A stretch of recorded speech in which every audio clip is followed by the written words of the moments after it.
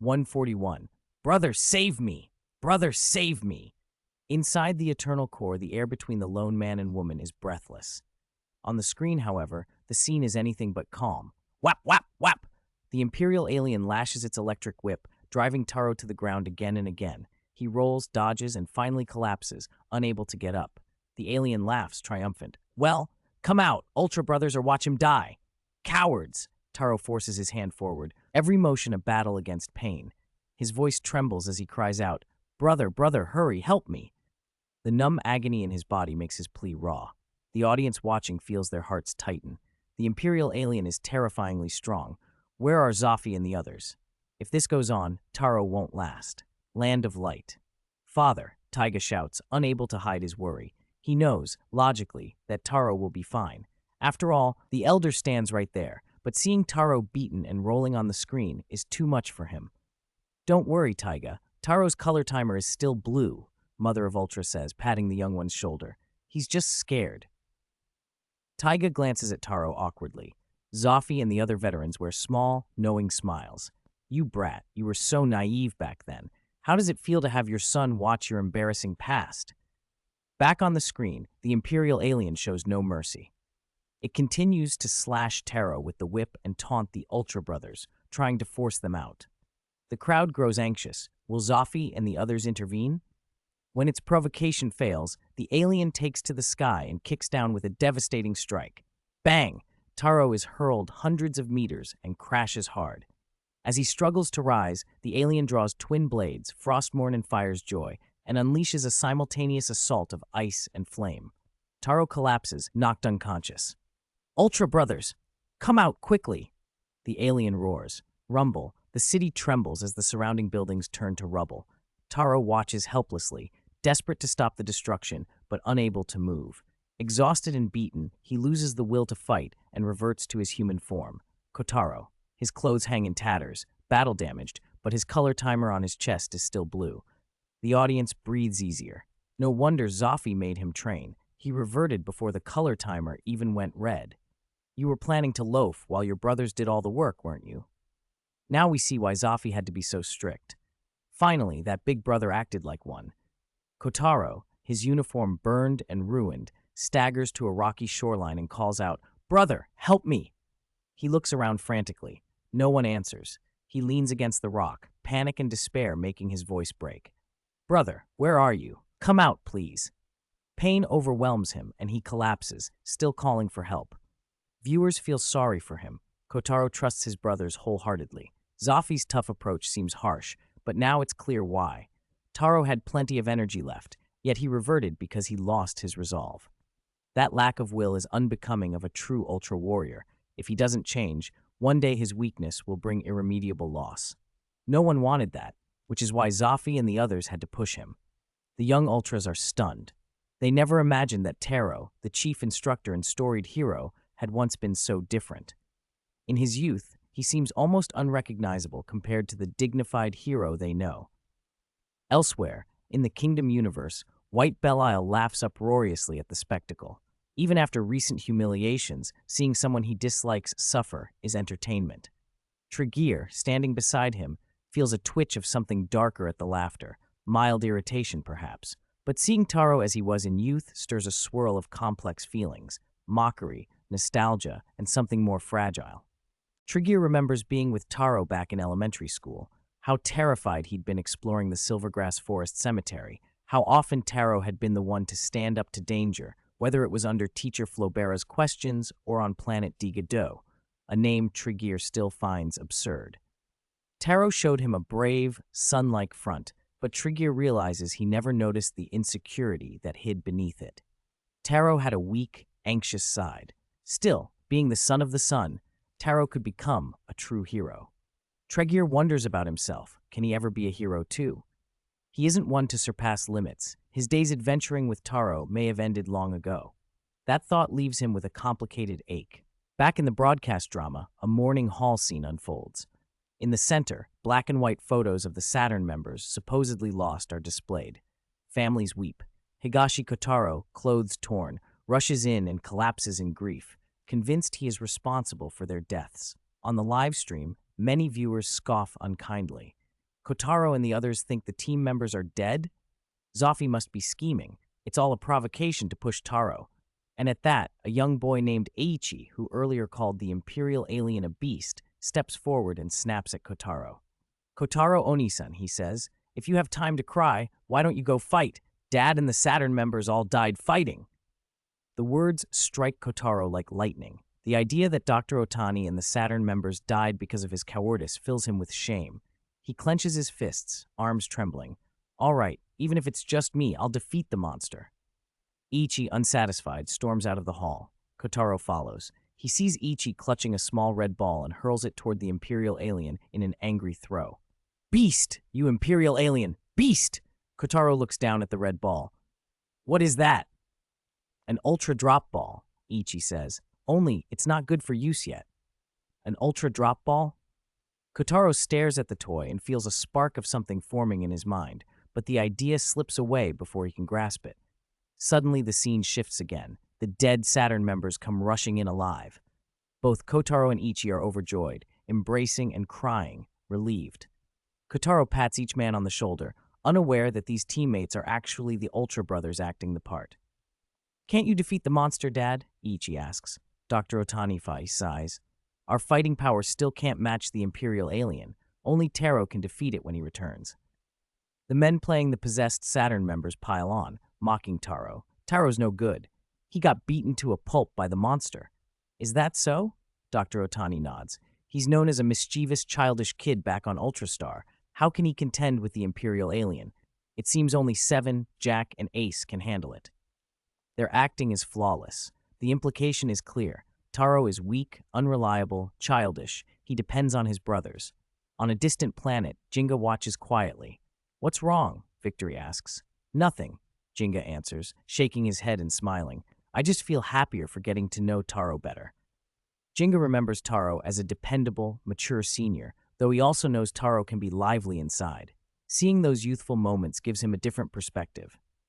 As chief instructor of the security force, Taro must be popular with the young ones, he muses, looking up at the sky and remembering Earth. They can see his growth in so many ways. He grins a little. Young Taro would definitely take a bait like that. The little performance works. Hearing how others doubt him and pinning hopes on the Ultra Brothers, hot-blooded Kotaro can't stand it. "No, that's not true. If the Ultra Brothers can, Taro can too," he thinks, and charges toward the Imperial alien. Goodness, he's a hothead, just like Ace. The audience laughs and cheers at his temper. The team members try to hold him back, telling him the Imperial alien is too powerful, despair writ on their faces. But Kotaro knows he must prove himself. "I'll go by myself," he says, and runs. They look at each other with blank expressions. The acting continues. The audience buzzes with excitement, wondering if this provocation will finally break Taro into true resolve. For a moment, everyone roots for him. Then Kotaro raises his Ultra badge.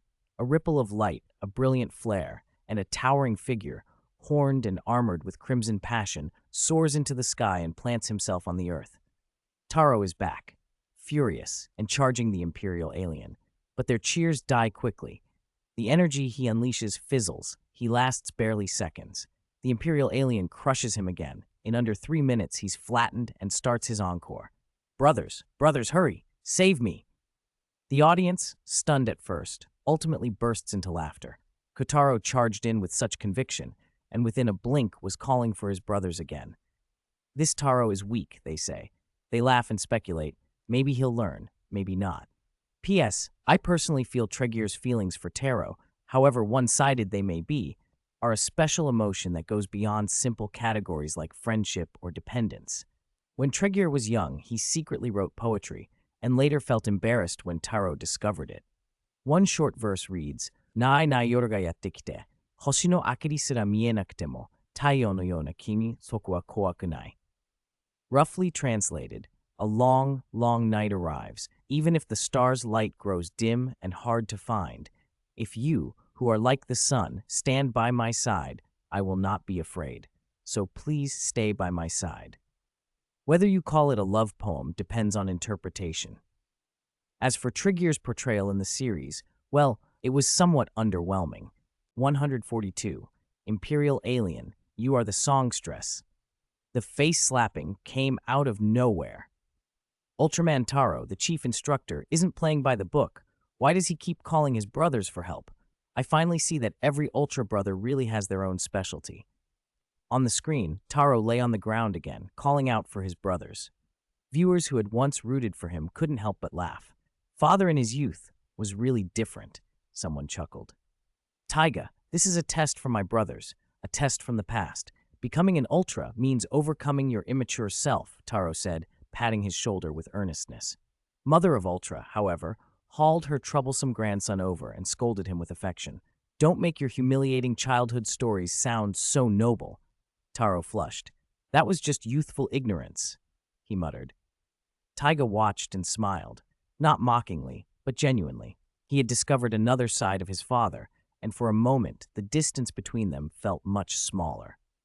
In the plaza, many young Ultra warriors from the Land of Light laughed heartily.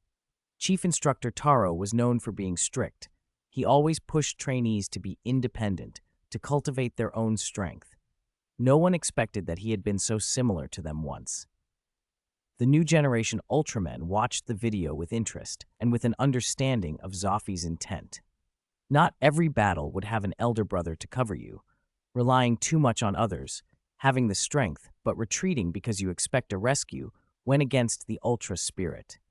The cost could be the loss of what you hold dear. They were eager to see whether Taro would defeat the Imperial alien alone or lean on his brothers again. And most of all, they wanted to know who was the cross-dressing big shot in the footage. The video continued. You coward, you're no match for me, the Imperial alien taunted. Taro, covered in dust, struggled to rise. The monster mocked him, laughing wildly. Hurry up and call your brothers. Taro, determined to win on his own, refused. He pushed himself up and prepared to fight again. In the Technology Development Bureau, Hikari was working on a device to stabilize the Eternal Core and kept glancing at the sky screen. He smiled to himself as he realized why Mabius had picked up the habit of calling Taro Nissan so often during training on Earth. The lineage from master to disciple was continuous. The Imperial alien lashed out with its pincers, sending a bone-chilling cold through Taro. On the ground, Ichi clutched an Ultra drop ball and shouted, Go, Ultraman Taro! But no matter what Taro tried, he remained at a disadvantage. His wounds multiplied, his energy drained. A group of the brothers and Dr. Otani pushed through a scattering crowd to the edge of the battlefield. Seeing Taro unable to rise, Brother Go hurried forward, pulling Hokuto. Ace, let's go save him.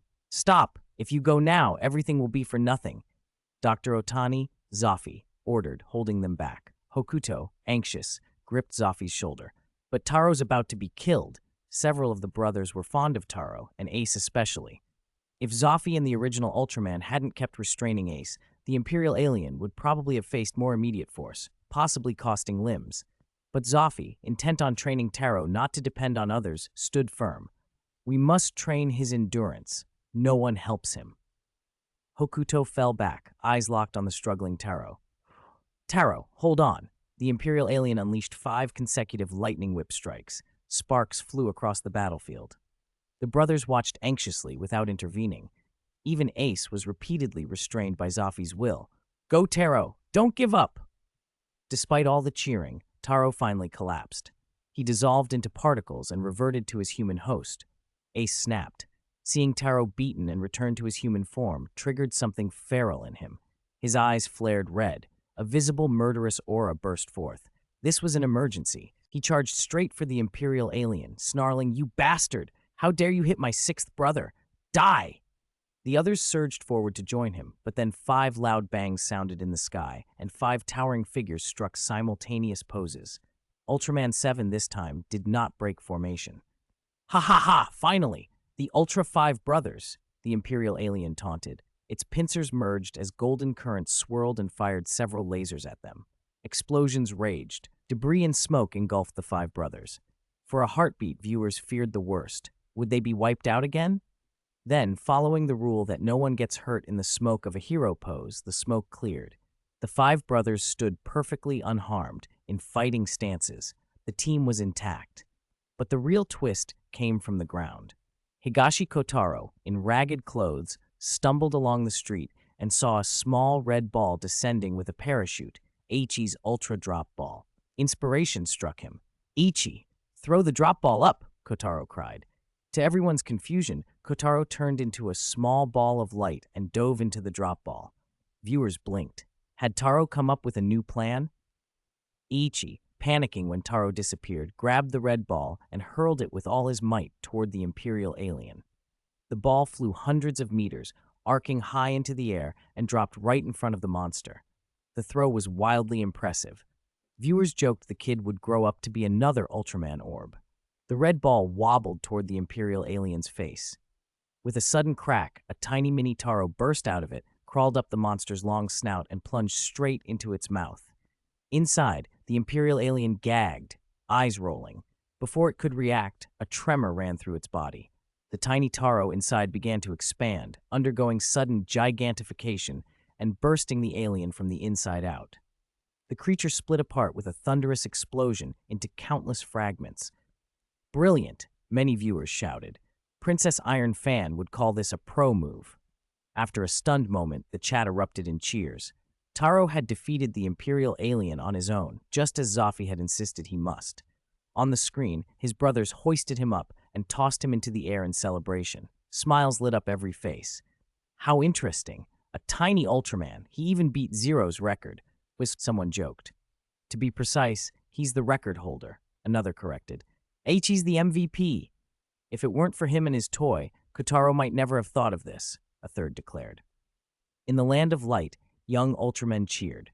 Taro had set an example, from a shy warrior who relied on his brothers to someone who could stand up and win by his own wits and strength. The victory displayed the Ultra spirit, perseverance, self-reliance, never conceding defeat. Then the mood shifted. Wait, where did the women's clothes go? Zeta blurted, puzzled. What women's clothes? Zero replied, bored and half teasing. He was about to drag the unlucky Jinx along to training. With tensions rising between the kingdom and the land of light, Zero wanted Zeta to be ready rather than rush into a fight and get himself beaten.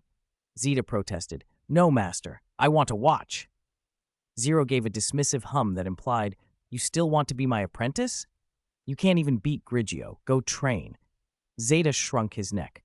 I told you not to call me master, he muttered. Back to the footage, the narration warned. The Imperial alien seemed annihilated by Taro, but being cunning, it wouldn't die so easily. The one defeated earlier was a decoy. Its vicious claws were already reaching for the brothers again. That hooked the viewers. A fake death meant a comeback, and everyone leaned forward to see what trick the alien would pull. The scene shifted to a familiar beach barbecue, where 5 figures relaxed, drinking and eating. Why is Zafi still on patrol? Someone laughed. Every time Zafi missed a brothers get-together, he seemed to pay the price. Except this time, even with Ace present, they weren't wiped out. Zafi flew overhead and revealed the truth. The Imperial alien wasn't finished. Kotaro, face bright with confidence and a trace of disdain, declared, Don't worry, if the Imperial alien dares to invade again, we'll crush it so it never returns. The tone struck some viewers the wrong way. Kotaro's demeanor wasn't merely confident, it had slid into arrogant. Moriboshi Dan, smiling at first, warned tactfully, You're too confident. Kotaro puffed up and dismissed the caution. I'm not a clueless kid anymore, he said loudly. After this meal, go home in peace. Leave Earth to me. Hayata frowned. Confidence is good, but arrogance and complacency are dangerous, he said. Zafi hovered above and gestured at a nearby volleyball team. Taro, do you know what's most important for a team? He asked. Teamwork, not individual skill. I know, Kotaro snapped, impatient. He downed his wine and stood abruptly. I've got things to do at S8 headquarters. Don't worry. Leave Earth to me. Goodbye. Hokuto could no longer hold back and lunged, ready to give Kotaro a lesson. Hideki Go grabbed him back. Now, he scolded, though he was panting with rage. The audience laughed. In his old footage, Kotaro had clashed with Hokuto before. This almost scrap would have been another if Go hadn't intervened. Back at the space garrison, the atmosphere was prickly. Some tried to stifle laughter. Others bowed their heads to hide their smiles. Mebius was particularly uncomfortable. He had been helped countless times by his brothers on Earth and never expected his master to have been like that in his youth. Light truly is a legacy. Everyone knew Taro was a different man now. a top-tier chief instructor at the space garrison. The contrast only made the footage more entertaining. Taro glanced awkwardly from side to side, hesitated, then turned to Taiga and offered an apologetic look. "Tiger, Dad was just a little foolish back then. You have to believe Dad," he said. Ultraman Taro was really fierce when he was young. "Ha-ha! I knew this video's tone. How could it possibly be all about brotherly love and respect? When it comes to breaking people, Higashi Kotaro's the best. One sentence, and he almost made Hokuto throw the Ultra Bracelet." Across countless worlds, viewers were busy teasing Taro for his good little brother act. No one expected that all the painstaking efforts of Zafi and the other Ultra Brothers would only swell Taro's ego. Ultra Warriors, it seemed, are a lot like humans. They have small vanities and petty tempers. A cheerful, bouncy tune started up on the screen and immediately drew everyone's attention. On the display, Kotaro was behind the wheel of an SAT vehicle, smiling broadly and muttering to himself. "I beat the Imperial alien by myself. They're just jealous," he boasted, humming as he drove. Then, with a sudden dramatic camera sweep, Kotaro's smug grin shifted to confusion and finally to surprise. A massive object had appeared in the sky and hovered over the city, the Imperial alien's spaceship, unmistakable. Brother Zafi had been right. It wasn't dead at all. Boom! A laser shot straight from the ship and struck Kotaro's car. Explosions erupted, and Kotaro was theatrically thrown clear. He landed lightly, standing perfectly composed, as befits an Ultra Warrior, not even scratched. The audience gasped. The Imperial alien leaped from its ship, and a halo of light shot from its eyes, sweeping over Kotaro. The scanner found what it was looking for, an Ultra Warrior's shadow. "Kotaro." It cackled. "Ultraman Taro, you can't hide from my spherical light ray. My real target is the Ultra 6 brothers," it declared. Kotaro pulled the trigger. Sparks danced across the alien's armor, but the attack did almost nothing. After a bit of trash talk, the alien simply flew away. "He must be scared of me. That's it. I killed his kind. He fled because he was frightened," Kotaro announced politely. Countless viewers shouted in unison. "Confirmed. That kid Zuan who likes to call people beasts was corrupting him. Ultraman Taro really is model citizen number 2. And then the usual online questions. If Taro is so capable, why didn't he transform and finish the job? Your Candy Hawthorne gun didn't even draw blood. The Imperial alien just ran off after a few insults? Why even show up if you're only going to play at being threatening?" The scene changed. The Ultra Brothers had noticed the Imperial alien's reappearance and sprang into action. They stood in formation, each linking to an unconscious SAT team member and Dr. Otani, who lay prone. "You left the SAT team on the beach this whole time?" viewers joked. "Ha ha! Reserve human hosts. That's dark humor," another quipped. "No wonder they were unconscious. They're all debt kings, borrowing without paying back." Fans from every corner complained and laughed, including one Ultra Warrior who really was a debt king. With a flash, the brothers withdrew, leaving their SAT bodies and returned to base. At that exact moment, Kotaro barreled back into the frame. The Imperial alien had reappeared in the city and begun tearing things up, trying to bait the Ultra Brothers into showing themselves. "SAT team, all out," the original Ultraman said. "It's too late now," Kotaro cut in. The others responded, stunned. "Do whatever you want. I'm leaving first." Kotaro snapped and then charged off alone, driving straight toward the Imperial alien. "What's wrong with my brothers and the vice captain today? Without me, they're helpless," he called over his shoulder. Good heavens, arrogant doesn't begin to cover it. Not only did he snap at his brothers, he practically left the captain and teammates to fend for themselves. Viewers fumed. "Is this how you show gratitude, Taro?" The engine roared. Kotaro's car closed to within mere dozens of meters of the Imperial alien. People guessed wildly about his next move. Would he transform and attack? Would he call for backup? No one expected what came next. With an audacity that could only have been fueled by too many drinks, arrogant, reckless, impossibly confident, Kotaro did the unthinkable. He didn't transform. He didn't run. He drove his little car straight under the Imperial alien's feet and began to circle it. The video's soundtrack switched to the ridiculous, jaunty tune of Catching Shrimp. Water ballet, tough guy. The music seemed to sing as Kotaro drove like a maniac, with nipping under the alien's toes and goading it, Nani, that driving skill! How is this possible? Shinjo and Daigo were flabbergasted. The Imperial alien, whether dulled by some bizarre aura or simply outmatched by Kotaro's nerve, took the bait and started chasing the car, stomping and flailing like an idiot. It didn't use lightning whips, cold blasts, flames, or lasers. It just tried to crush Kotaro with its feet and ended up being led in circles. Everyone watching was slack-jawed. They were stunned by both the alien's ridiculous behavior and Kotaro's insane driving. The sleeping dragon and the young phoenix, viewers on different forums, converged in one chat room and debated wildly. Here was an Imperial alien that boasted of wiping out the Ultra Six brothers, only to meander through the city and let itself be toyed with. Then two fighter jets streaked in from the horizon. SA. Interceptors piloted by the Ultra brothers. "Oh no, Taro's in danger," people cried. Although angry at his arrogance, the brothers were worried and rushed to help. Kotaro heard them and shot back, impatient. "Just watch. Leave this Imperial alien to me." That very line made the audience laugh and royally ticked off the Ultra brothers. They ignored him and attacked. What happened next stunned everyone. The brothers' flying was terrible. Their jets careened straight into the Imperial alien's face. "Annoying Earthlings," it snarled, not even aiming, and casually swung a giant pincer at the jet carrying Zoffy and Ultraman Ace. Boom. The fighter trailing smoke and black plumes went down, crashing toward the ground.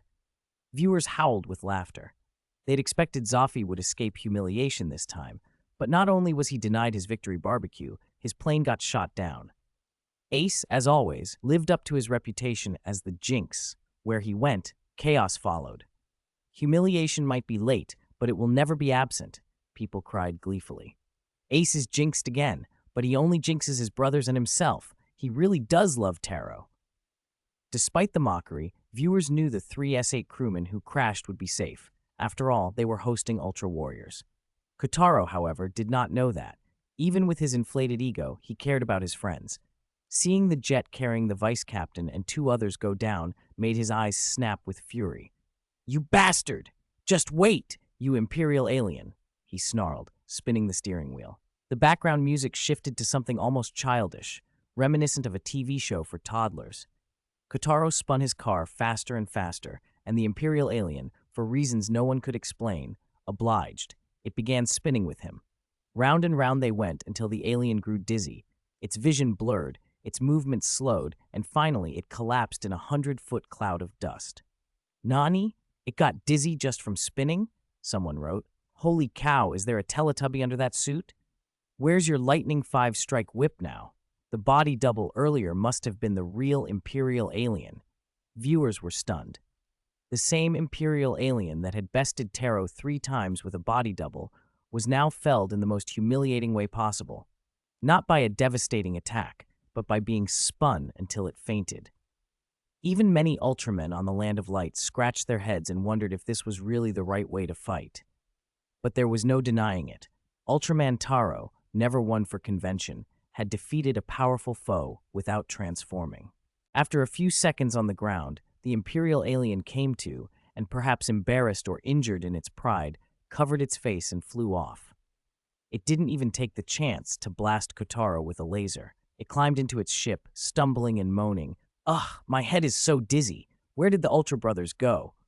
Lying on the ground like GU and sighing, it was a pitiful sight, and the viewers burst into laughter. The Imperial alien's claim to grandeur was exposed as nonsense. Behind the intimidating name was sheer foolishness. It never meant to invade the Land of Light or slaughter humankind. All it wanted was to mess with the Ultra Brothers. And now, its absurdity was on full display. Back on the spaceship, the monitor showed footage of Kotaro, and beside him, a graceful woman smiling radiantly. The Imperial alien's eyes lit up. That woman was Saori, Higashi Kotaro's girlfriend.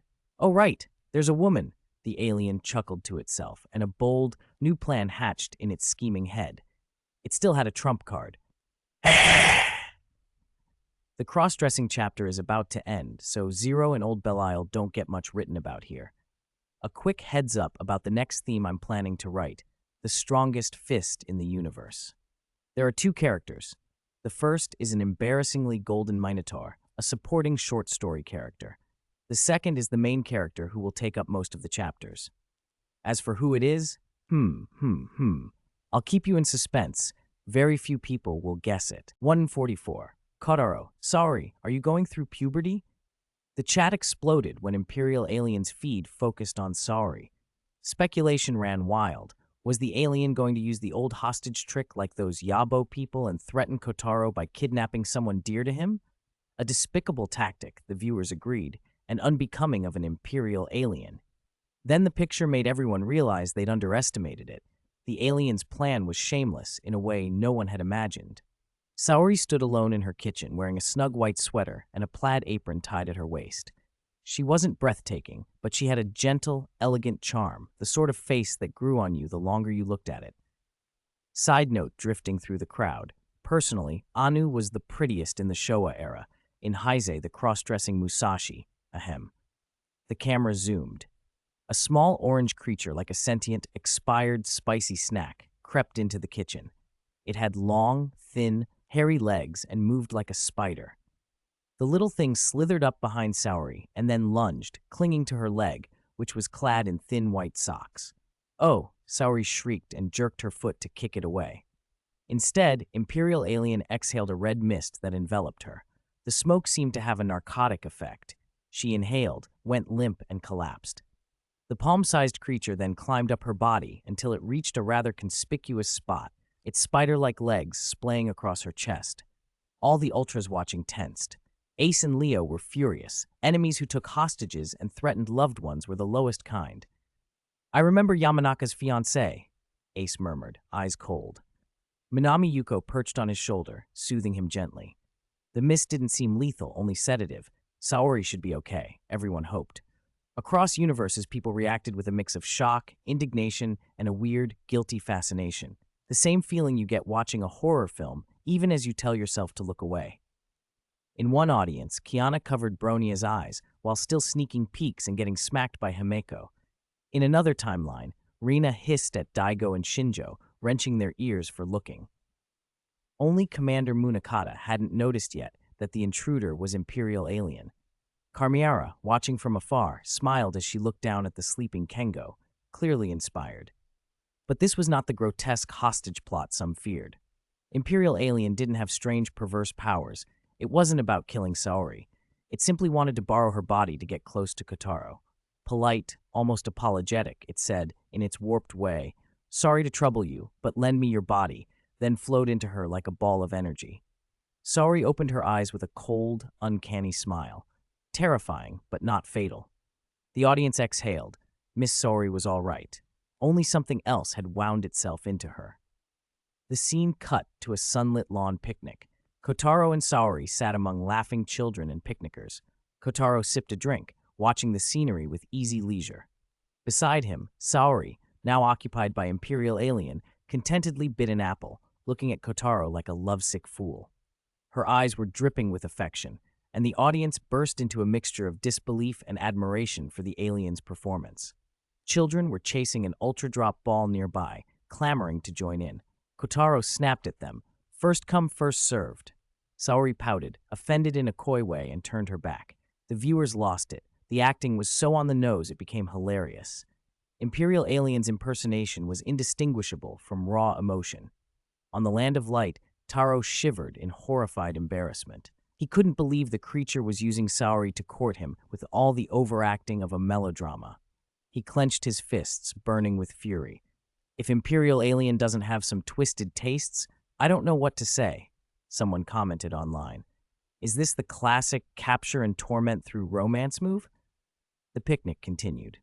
Saori, delighted by Kotaro's unawareness, suddenly emitted a faint green glow from her eyes. Her lips didn't move, but a deep, rough male voice emanated. Ultraman Taro. Kotaro choked on his drink. For a split second, a dozen possibilities flashed through his head and then collapsed into one. He stared and blurted, suspicious and utterly unprepared. Saori, are you going through puberty? The absurd question was cut off by a metal net that sprang out and trapped him. Imperial Alien laughed triumphantly, revealing itself. Ultraman Taro, I had to use you as bait to draw out your brothers, it declared, swinging the bound Kotaro like a yo-yo. Come out, Ultra Brothers. Aren't you going to check on this little brother? It extended a pincer and fired blue, rippling beams at Kotaro. He howled as the rays scorched him, an anti-ultra light that caused terrible pain. This ray is made for ultra warriors, Imperial Alien crowed. Uncomfortable, isn't it? Back at the SAT base, the Ultra Brothers who had been inhabiting Saturn member human hosts saw the feed and scrambled into their fighters to rescue Kotaro. They arrived to find him nearly unconscious. Taro, Moroboshi Dan called, panicked. Hokuto was colder, dismissive. Let him suffer a bit. Zafi, though, saw Kotaro's state and decided to act. With a laser blast, he broke the chains. Kotaro dropped, slamming onto a fighter's windshield. Imperial Alien realized something.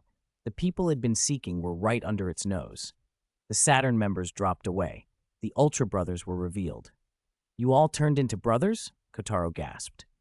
Before he could react further, the alien attacked, scattering energy blasts that tore up the terrain and buildings. The six fled, Zafi urging caution. Hurry! Watch the rays! Everyone pull back! Viewers began to type in exasperation. Are these Ultras for real? Why not just transform and deal with one creature? 6 versus 1. Why the hesitation? Zafi's orders felt oddly cautious, almost as if he wanted to keep the fight from getting messy. The battle intensified. Fire, laser, lightning, and while none of Imperial Alien's attacks hit the six, the surrounding city suffered. The beach volleyball team from earlier wandered into the chaos and was almost struck by a flame burst. The six rushed to help the players, and then did something as baffling as it was clever. They abandoned their current Saturn member hosts and merged with the six volleyball players instead. The chat exploded. What? They left their Saturn members here? They swapped hosts in front of Imperial Alien? Wouldn't the alien notice? For a moment it seemed like a blunder. But Imperial Alien's intelligence was not great, and it didn't register the switch. It kept calling, Ultra Brothers, where did you go? Saturn member, come out, while 6 new people ran right before it. Why don't they split up and run? Someone typed. Why don't they transform? Others demanded. Maybe prompted by the chorus of complaints or finally snapping out of Zafi's restraint, Kotaro sprang into action. He grabbed 6 of the red Ultra Drop balls, the same clown-nose-looking capsules he'd once used on the alien, and had the kids throw them. Each ball cracked, the 6 struck their poses, and they transformed at once.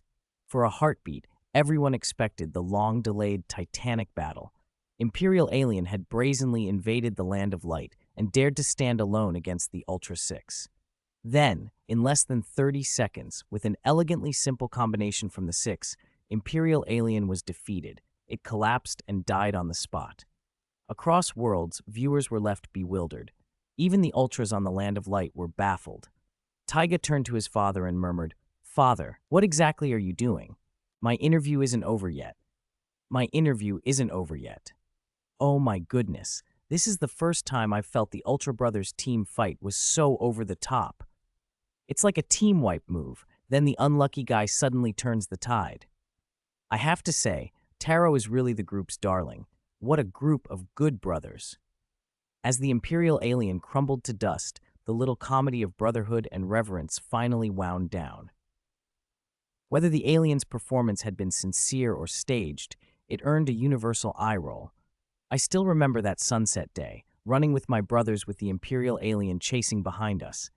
Those were our lost youth, Taro said, voice threaded with both nostalgia and a sliver of pride. The whole affair was over at last.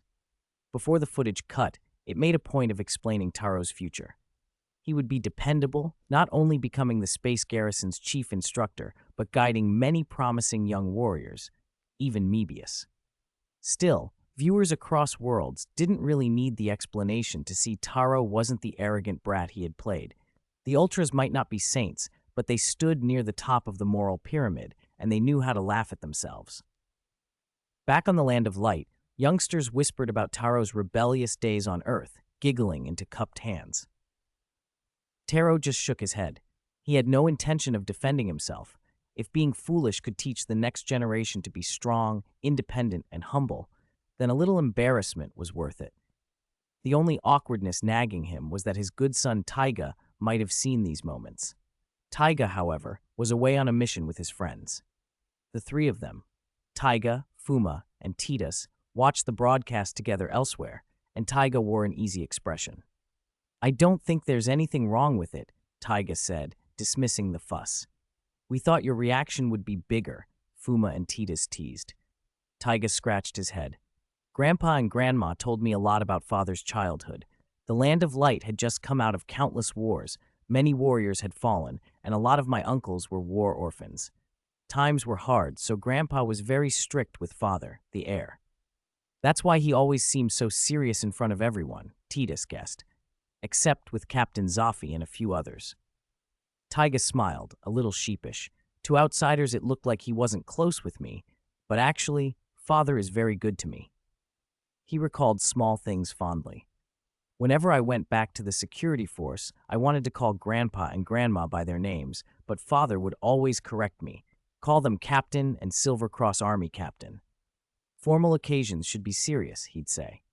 Fuma snorted. Respect the elders above, love the young below, and beat the middle one hard?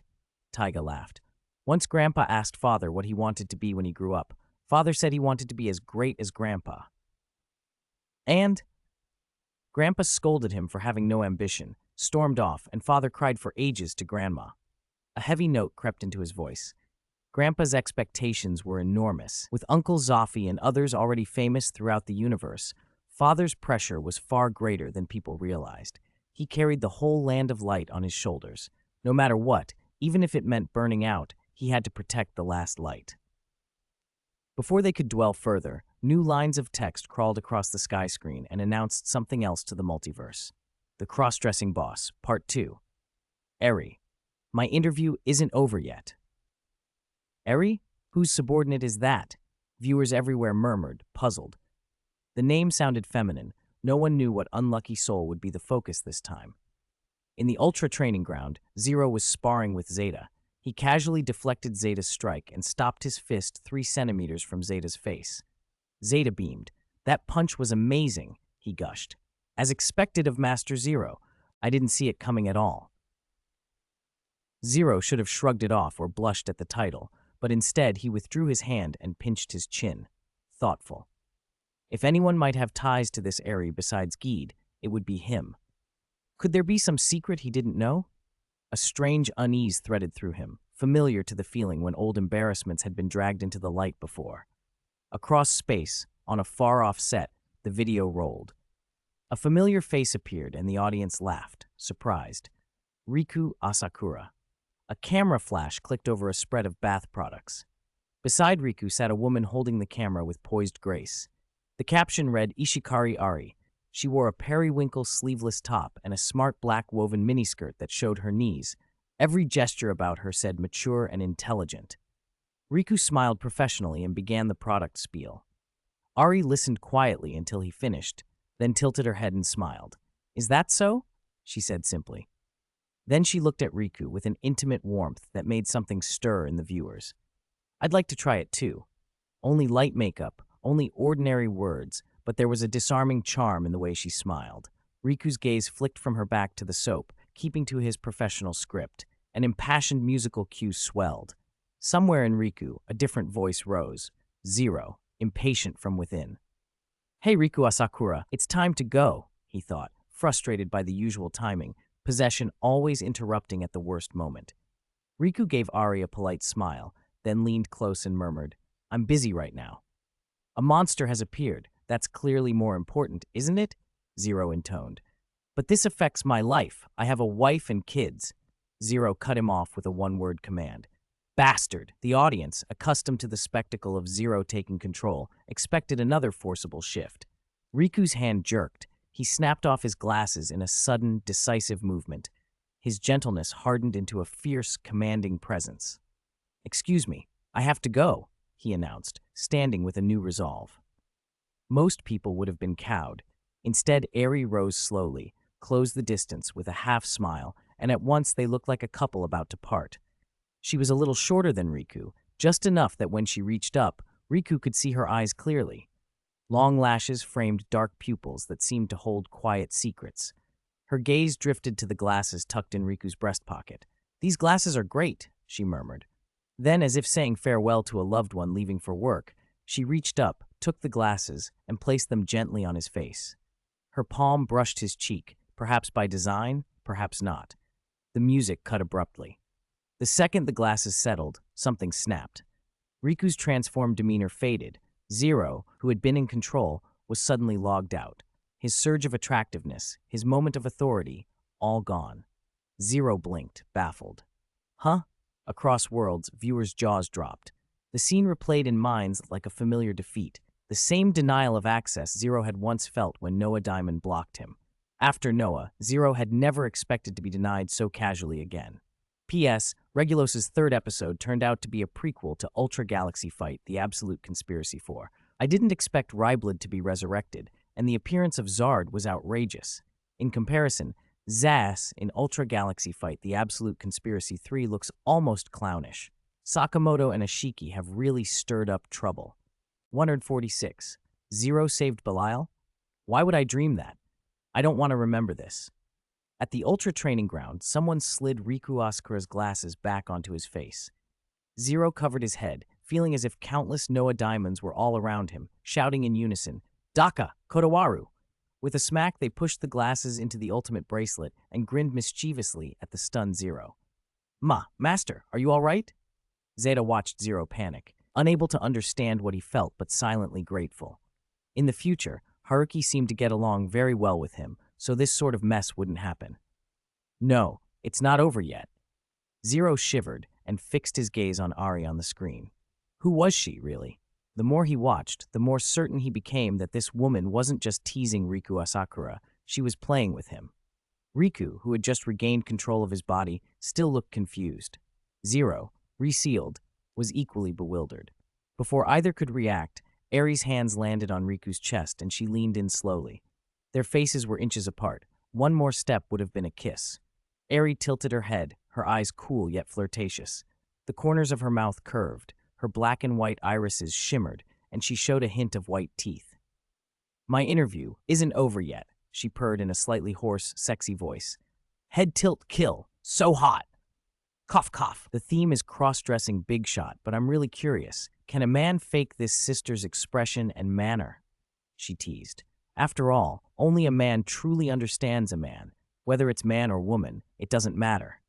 I'm just curious what they'll say next. Her brazen natural flirtation sent the audience into a frenzy. This wasn't acting, it felt genuine. Zero sank deeper into bewilderment. She was talking to Riku, but he had the uncanny feeling she was looking at him through Riku's eyes. He couldn't take control of Riku again, not without raising suspicion. Simple, ordinary Riku didn't notice the subtle baiting in her words. He only felt the mood was odd, but he'd rather stay and discuss business. He smiled and nodded, agreeing again and again. Okay. No, not Riku Asakura, what are you doing? Zero inside the body shouted in fury. Who could understand the anger of being interrupted mid-spell? He was being toyed with. You're a man with a car, a house, a wife and daughter. Wait, where did that come from? Zero's mind leapt all over the place, remembering stranger universes he'd visited. Noah Diamond watched the scene and laughed aloud at fate's ironies. As a top pilot, he had never needed glasses, so he'd never had the chance to wear them. But he'd thought of sunglasses as a possible trick. If someone else put sunglasses on him, Zero couldn't force a transformation. Brilliant, he'd thought. This is how you seal Zero. He laughed, then froze. He looked at his bare wrist where his bracelet had been, and a pang hit him. Zero, when will you come meet me again? On another planet in the Land of Light universe, Geed rolled on the ground and buried his face in his hands. Like someone trying to fall asleep while haunted by an embarrassing memory, he tossed and turned. Why did this shame keep coming back? What on earth had Dad been thinking back then? Then suddenly, he remembered. He'd been fighting a mechanical Gomorrah. No wonder Belial had tried to stop Zero and Riku to buy time. But why would Eri use such a method? Even Zero, who'd been played, had no idea he was being toyed like a marionette. Geed felt genuinely uncomfortable watching. Then he remembered something else, and his face flushed even hotter. The broadcast cut to a later scene. Give me the capsule, a man in black demanded at a derelict construction site. Opposite him stood the handsome, baby-faced Riku holding a briefcase. Dozens of meters above, Eri was bound to a tower crane, and the villain, Fukuide K, the so-called K-sensei, smiled like he'd already won. The audience inferred he'd taken a hostage to force Riku to hand over the capsule. When K-sensei reached for it, a whooshing sound filled the air. A swift figure dove from the sky and kicked him back. Zero, Riku scrambled back, gripping the case. Riku, leave this to me. Riku wasn't wearing his glasses. Zero had possession. His ultra martial arts flared, and K had no chance to counter. Xena followed, pinning K in place. Go save her, someone urged, but K pushed Xena aside and fired a blood-red light bullet. It didn't hit Riku. It struck the tower crane, shearing it in two. Ah! The rope around Ari's waist snapped. She plunged toward the ground. From that height, she would have died or been paralyzed unless something miraculous happened. The camera cut to a new angle, and the man everyone had hoped for was there. Zero. He took enormous strides and leaped, the crane collapsing in a thunderous crash. Buildings below were shattered, debris and dust billowed. For a suspended moment, no one could see what happened to the two of them, but when the dust cleared, a figure emerged slowly. Riku? No, more precisely, Zero. He walked calmly from the wreckage, holding the unconscious Eri in a perfect princess carry, a smug smile on his face. Just in time, he declared. The crowd went wild. Yay! I'm not gay, but I want to be princess carried by Zero. Reliable young Ultra. Look how happy Zero is smiling. They applauded his heroism. But inside, Zero's unease only grew. This was more complicated than a simple rescue. He remembered how Uncle Taro had been tricked by the Imperial alien. Hiss. Could Eri be an alien? A brute Dada? Ugh, too gross. Zero's mind raced through all possibilities until one name surfaced, an impossible, hated name. No. He shook his head violently to dispel it, but a narration began across the screen. In the Land of Light, the announcer intoned, once there had appeared an unprecedented villain. One of only two evil Ultra Warriors in hundreds of thousands of years. He attacked and nearly destroyed the Land of Light several times and left a notorious trail across universes. Each time his grand scheme was ruined by a young man, the undisputed strongest of his generation in the Land of Light. His name, Ultraman Zero, and that villain is our old acquaintance, Belial. The two have fought countless times. They are arch rivals and mortal enemies. Zero's blood ran cold. The memory felt eerily like Noah Daimon's old warnings. In the distant Kingdom universe, White Belial stared at the screen with the same sense of dread. Ever since he'd picked up the Ultra Six brothers and fought Zero, he'd had a feeling that the kid would be his great enemy. That's why he disliked Zero instantly. Now his heart chilled. The narration continued. After the multi-universe war of the Impactor Crisis, Zero and Belial had fought to a mutual defeat. Each went to Earth to lie low. The former became one with Riku Asakura. The latter possessed a documentary writer. Her name is, could it be? Zero's voice trembled. No way. Aria Ishikari, White Belial spat. The image on screen froze and then shifted. The bodies of the two heroic youths, Riku and the one he held, faded away, revealing their true inner forms. What followed made countless viewers' eyes go wide. It was not Riku who had been carried. It was Zero carrying Belial. Belial, pale and triumphant, had one hand on Zero's shoulder. The other hand hung limply. The picture was a perfect yet chilling tableau, Zero in a princess carry with Belial as the rescued figure. Holy crap! Belial Zero! You bastard! A small cry and a large howl rose at once from the Land of Light and the Kingdom, cutting the air. P.S. Some readers said Zero should have known Ari's identity already, but I checked the Guide timeline. When Ari revealed old Belial's true form and devoured Kay's Strom organ, Zero wasn't present. She went offline afterward, apparently killed. I think Zero would only assume she was a human who'd been deceived.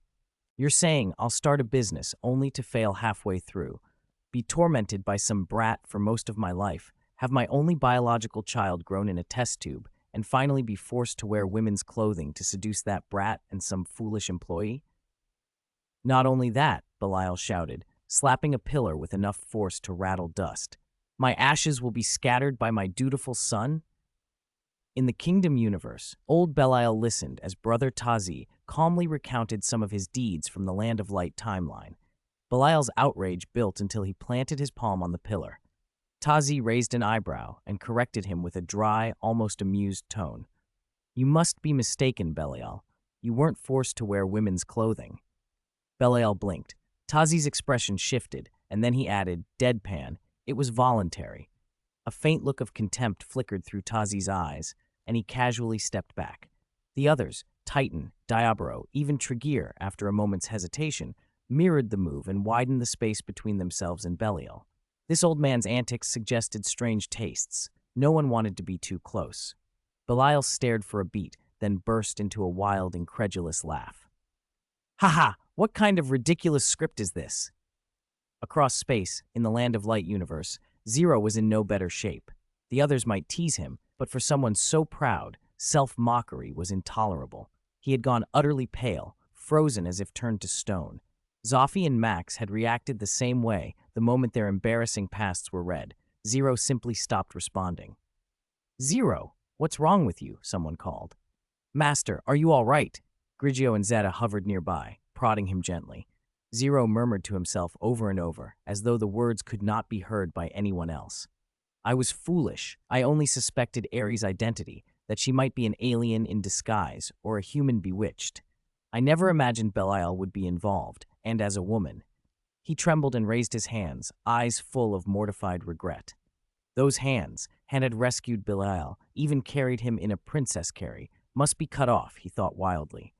It had been Riku Asakura's body at the time, but even that made no difference. The shame burned the same. If he'd known Eri was Belial's human host, would Fukuide K have had to act? He would have unleashed an 8-fold destruction ray himself. Combining with Noah Daimon used to be the worst mistake of Ultraman Zero's life, he said quietly. Now that ranks second. Elsewhere, Geed listened with a sigh. The old compulsion for revenge and power, Belial's inner drive, had tormented him for ages. He had hoped it was over when Belial and Ryblood's lingering soul finally separated.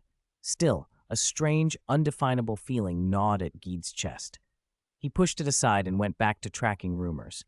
Gilberis had been revived. Someone was using evil fragments to revive monsters and threaten intelligent life again. He stood and moved to investigate. On the screen, the funeral-themed segment closed. On-screen text flashed, cross-dressing boss series, broadcast ends, and then, next theme, the strongest fist in the universe, coming up. "The strongest fist, huh? Sounds impressive," a viewer murmured. "Which Ultra's fist would that be?" Another wondered. The old generation brothers are always punching holes in things. The title pulled attention across fandoms. In Honkai's viewing circle, Kiana nudged Fuhua. "Class monitor, look, a fist technique." Fuhua's voice was soft and almost echoing in the evening air. The strongest fist. Back in the training grounds, Zeta's eyes lit up. He practiced Zero's cosmic fist technique, a lineage traced back to Leo. Whether that was the strongest, however, was an open question. Zeta wanted to ask, but when he turned, Zero was gone, already flying toward the space garrison. The idea of a strongest fist and the perfection of technique couldn't be long ignored by a warrior like him. In the space garrison, Leo was answering a room full of curious young ultras. "There are many great fist styles across the cosmos," he said. "My family's cosmic fist, Brother Taro's atomic punch." His list rolled on. Then he paused, thoughtful. "If we had to pick the most renowned fist style in the universe, it would probably be the cosmic illusionary beast fist." The name struck everyone silent. Where had they heard of it? Leo explained. Planet D60, a sister world to his old home of L77, once harbored masters of that style. But they had all died mysteriously. The art seemed lost. A face flashed in his memory. Regulos, a friend from youth on D60 who had sparred with him many times and then gone quiet. On-screen captions then announced in bold, "He is the Grandmaster of the strongest fist in the universe, the cosmic illusionary beast fist. 2 horns crown his head. He is fearsome and demonic. His name, Absolution Daiboro. Now playing, the false strongest fist of Daiboro. Take my mighty bull fist." Leo's face went pale. Mighty bull fist. That was Master Reitai's ultimate technique. Reitai had used it to obliterate a magma alien fleet. After his death, the move had been thought lost. How could someone from the kingdom claim it? Had Daiboro been involved in the disaster on D60? In the kingdom universe, the little golden bull, Daiboro, grinned with smug satisfaction. He never expected to star in an Ultraman broadcast. But why label it false? He glanced at Brother Tazi. Tazi's own eyes were puzzled. As the clip began, Diaboro's smugness curdled into worry. On Earth, atop two tall buildings, devices bathed in purple energy and the transformation chimes of Triga played over the footage. The three human TPU officers on the rooftops, Captain Tatsumi and his teammates, waited. A huge golden portal tore open and a massive horned figure strode through, each step shaking the ground like muffled thunder. Diaboro sniffed the air, sure he'd sensed Triga's energy. He rushed forward, but found no Ultraman, only a purple energy sphere hovering where the power signature concentrated. He assumed Ultramen could condense themselves into spheres, so he approached, confident. He was certain Triga had been dismembered the last time they fought. If Libut hadn't intervened, Triga would be gone. Human beings were insignificant to him. In the control room, Akito slid an Ultra X key into a device. Gamu spat a mouthful of water when he saw the IQ image engraved on the key. Killing intent flared for a second before he remembered. It was only a video. Akito activated the device. IQ's absorption beam lashed out and struck Diaboro, drawing energy from the giant's body into the machine. Diaboro blinked, unaccustomed to being drained by mere mortals. "Is this some kind of trick?" he snarled, confused but not yet alarmed. On the rooftop, Captain Tatsumi and his team seized the moment. They slotted the Gamora key into their hypergun. "Phase 2, vibration wave," they announced. 3 crimson beams lanced out and struck Diaboro's upper body. Pain finally cut through his pride. "What the hell? Was this your trap all along?" Diaboro roared, and the audience watching the broadcast began to snicker. The giant didn't seem very bright. Fortunately for him, he wasn't completely stupid. He sneered and gathered power. Flames coalesced into a bull-headed horn of energy before him. "Cosmic illusionary beast fist, secret art," he boomed. In the space garrison, Leo sat upright. "That movement, those energy signatures, no mistake. That's Master Raitai's mighty bull fist. How did he learn it?" His fists tightened. Raitai's death had to be tied to this, and the idea that Diaboro would use this move against Earthlings made him furious. The broadcast's caption explained that Raitai had once used this blow to annihilate a magma alien fleet with a single strike. The power was legendary. Diaboro pushed his enormous arm forward and shouted, "Mighty Bull Fist!" A shadow in the shape of a bull's fist swelled and slammed toward the device. The 3 crimson beams parted, but instead of catastrophic destruction, the punch dissipated like a damp spark.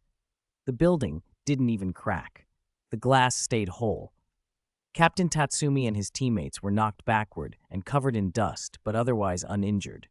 The IQ beam kept working as if nothing had happened. Viewers and commentators alike were stunned. Leo and Astra gaped.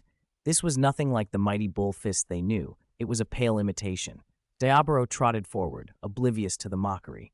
The false prefix to his technique made sense now. The move looked the part, but its potency was a sham. Brother Tazi exhaled softly and finally understood. The Absolute Clan's energy that had powered True Triga's victory over an evil god had come from a mole, Little Golden Bull. That cheeky rogue had been in the middle of it all. P.S. Go catch Decker's latest stage play. It's excellent. The Ultraman universe's stage productions never disappoint. Decker has regained his strong-type power, probably gearing up for Silver Grid 4. Trigger will likely show up as a guest. Regulos even mentioned him in Episode 3. The 3 of them are fine, thank goodness. I still say the SSSP's glass tech is the best in the universe, so what was that mighty bull fist? Not even a speck of dust flew. Compared to Mr. 1 trillion degree fireball, it's pathetic. When Diaboro unleashed a supposedly mighty blow, not a single window in the TPU building trembled. Ihara Ryu barely reacted. At best, it knocked 3 humans off their feet, and they weren't even hurt. The audience's tension evaporated, replaced by baffled amusement. No wonder they called it the fake strongest fist. It looked fake. Even if Master Raitai had made the technique famous, there was no way it should be that ineffective against humans. Leo's voice was cold with accusation and fury. Diaboro is linked to the D60 disaster, he said. The Cosmic Phantom Beast Fist's ultimate technique requires the Phantom Beast's power and its recognition. I never heard Master Raitai teach the Mighty Bull Fist to anyone else. Diaboro's performance shows he must have seized the Phantom Beast's power forcibly. That's why it can't reach its true strength, someone else added. Master Raitai's death and Regulos' disappearance are connected to him. As Leo finished, clips began to play on the big screen. They all featured Diablo and his mighty bull fist, over and over. Twice the move looked remotely impressive. Once it was a sneak strike on Astra that sent him tumbling, but Astra emerged unharmed, just like Captain Tatsumi and the others. Astra himself blinked the odd golden backdrop and wondered aloud where he was fighting. The flash of the image gave viewers no time to guess. Only Brother Ta-Z recognized it, the kingdom's VIP golden prison.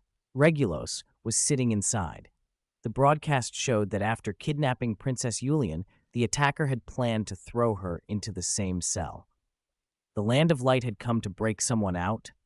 Brother Ta-Z was baffled. He'd only ever heard of the Land of Light stealing toys and homes. How did they suddenly start attacking other territories, and how did they even find the Kingdom universe? These kids were clearly trying to steal the spotlight on his turf. The second clip was in the Triga spacetime.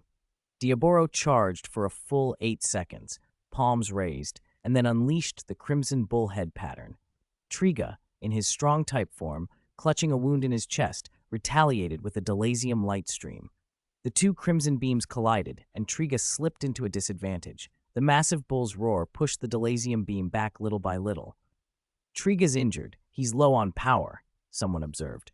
And he attacked too late. The enemy had the initiative. Kengo, working overtime on the Eternal Core, frowned. He remembered being beaten to a pulp himself. The beams locked at a critical charge level and then exploded. The shockwave knocked an exhausted Triga flat. Viewers were left blinking. That was it? After charging the mighty bull fist for so long, it had no sustained effect. All it did was gain a momentary advantage by striking first.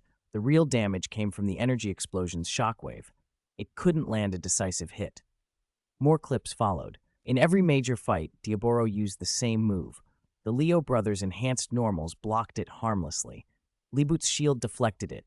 Little Golden Sword's casual sword Chi tied it up. It blew apart a patch of dirt under the Dark Trio's feet. The audience grumbled in chorus. Little Golden Bull only knows this one move, and it never does any real damage. Even Zero, who'd been watching with interest, lost enthusiasm and waved to return to training. Watching Diablo was less entertaining than watching Zeta. Zeta at least seemed clever and just as durable. Even the Betrazian duo in the Kingdom universe found it amusing. Is this the legendary strongest fist in the universe, the Cosmic Phantom Beast Fist? Tregear asked, curiosity tinged with mockery. Both he and Diablo had horns, but Tregear's demeanor was sharper. Old Belial didn't bother hiding his boredom and tilted his head away.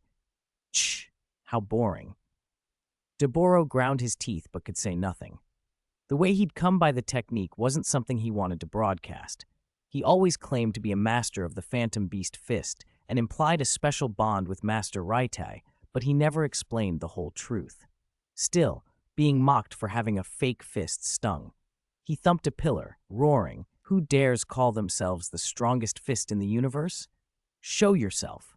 I'll crush you into dust." He wasn't bluffing. He mentally ran through every renowned master of fist and palm techniques he could think of. Leo, Astra, and even his imprisoned fellow disciple Regulus were competent, but Diablo considered them beneath him. He wielded what he claimed was the strongest phantom beast spirit, the cosmic buffalo. His mighty bull fist was famous across the universe. Well, reputed to be. Diablo corrected himself internally, embarrassed, renowned throughout the universe, undefeated in single combat. Beside him, Brother Ta-Z wasn't impressed by Diablo's fury. The Minotaur wasn't clever, and his fighting was middling, his temper bad, and his popularity average. What he was good at was scheming against the D60 folks. Still, Diablo was one of the kingdom's 4 generals, and Ta-Z wondered which faction would step forward next, and whether they would intervene in the Kingdom versus Land of Light clash. The sky screen went black. Diablo's hulking shape faded. For a moment, nothing was visible. Then a 7-colored stream of light flashed across the void. It moved so fast it was nearly a blur. Very few actually saw it clearly, but the moment it streaked by, 3 people stopped in their tracks. Zero in the space garrison froze. On planet Jiran, Cosmos looked up. A certain loafer drifting between future galaxies, dodging a sphere attack, also looked on. All 3 sensed the same thing. They held their breath and focused on that 7-colored streak. They couldn't see it well, but a voice seemed to reach them, soft, almost as if speaking to themselves and to each other at once. Each of them smiled. No mistake, it's that time. Brother Tazi had said earlier. Now it felt right. Zero murmured with a touch of nostalgia, "Noah Daimon, didn't expect you, you stinky brat." Cosmos smiled, stroking Lidoria's head. "Gentlemen, I didn't expect us to appear together like this." Dinah cracked his knuckles, blood up, and launched a glittering light blade that shredded a swarm of spheres. The real battle is about to begin. Diaboro's impatient roar cut through the void. The seven-colored flash happened again. This time, delayed by several seconds on the broadcast, a single battle cry filled the airwaves and rolled across countless universes. "Saga!" Diaboro's heart seemed to stop. The shout was a war cry saturated with fighting intent. It resonated like a tolling bell and sent monsters and aliens reeling. Even hardened Ultra Warriors looked shocked. In the kingdom, people stepped away from Diaboro as if distancing themselves from trouble. The Minotaur remained rooted, staring at the screen, baffled. The voice had sounded like a direct response to his taunt, as if promising an endless, no-holds-barred battle that would only end with one side's death. "This feeling," Brother Tazi whispered, incredulous. "It's the same as facing Legend back then. No mistake, he's here." Across the void, alien Baco in Narok space trembled. "It's him, the one who defeated my painstakingly cultivated Hyper-Zeton." Triggear glanced at old Belial, expecting recognition, but even the ancient white Belial shook his head. He didn't know this being. Identity didn't matter, though. The moment the roar echoed, everyone knew a legend had arrived. Two large characters appeared on the screen, stark and unmistakable. "Saga. P.S. Speaking of Saga, I remembered this official commemorative image. It's a bit blurry when enlarged, but bear with it. Geno, the four of us are going to slaughter everyone." 149. Guardian Warriors turned to Stone Planet Juron. "Speaking of which, those experiences were legendary," Cosmos said with a hint of nostalgia. "After all, you two actually merged into the saga." Justice gave him a strange look. "Huh?" Cosmos blinked, not immediately catching her meaning. "I mean, even though I've heard you tell it, seeing the footage for real still piques my curiosity." Justice shook her head and sat down beside him. Nearby, Musashi, who had separated from Cosmos's body, watched with his wife and children, followed by a group of docile, unusually well-behaved monsters. On a distant mountain, the pure and beautiful Chaos sat with her slender legs crossed, watching with interest. On a certain Earth in another universe, Noah Diamond stared blankly at the sky, utterly stunned. His lips trembled, and he stammered, whether from excitement or something else, he couldn't tell. Then, suddenly, he whooped. "Woohoo!" Noah Daimon grabbed little Musashi and shook him by the shoulders. "Little Musashi, look! Ha ha ha! Let everyone see my heroic pose!"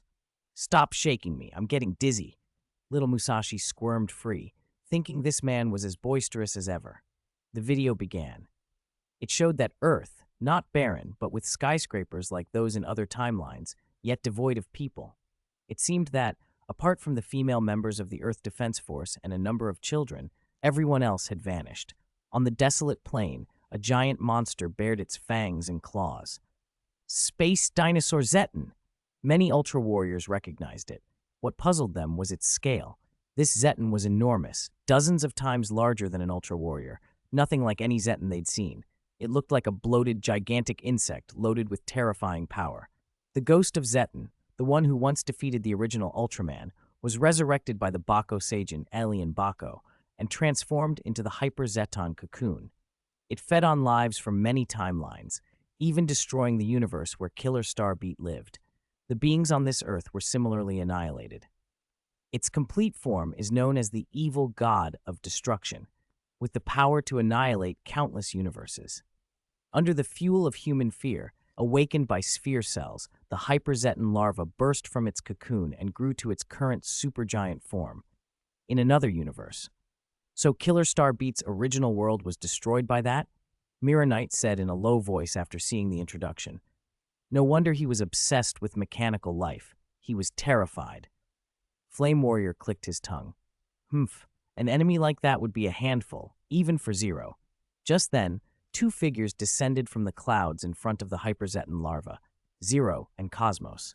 Zero was in his full form, which meant that after the attack by the Baco Sajin, Noah Daimon had finally overcome his inner demons thanks to persuasion from Zero and Cosmos and achieved true unity of mind and body with Zero. Have they arrived? Ultra Warriors, the Bakuseigen sneered.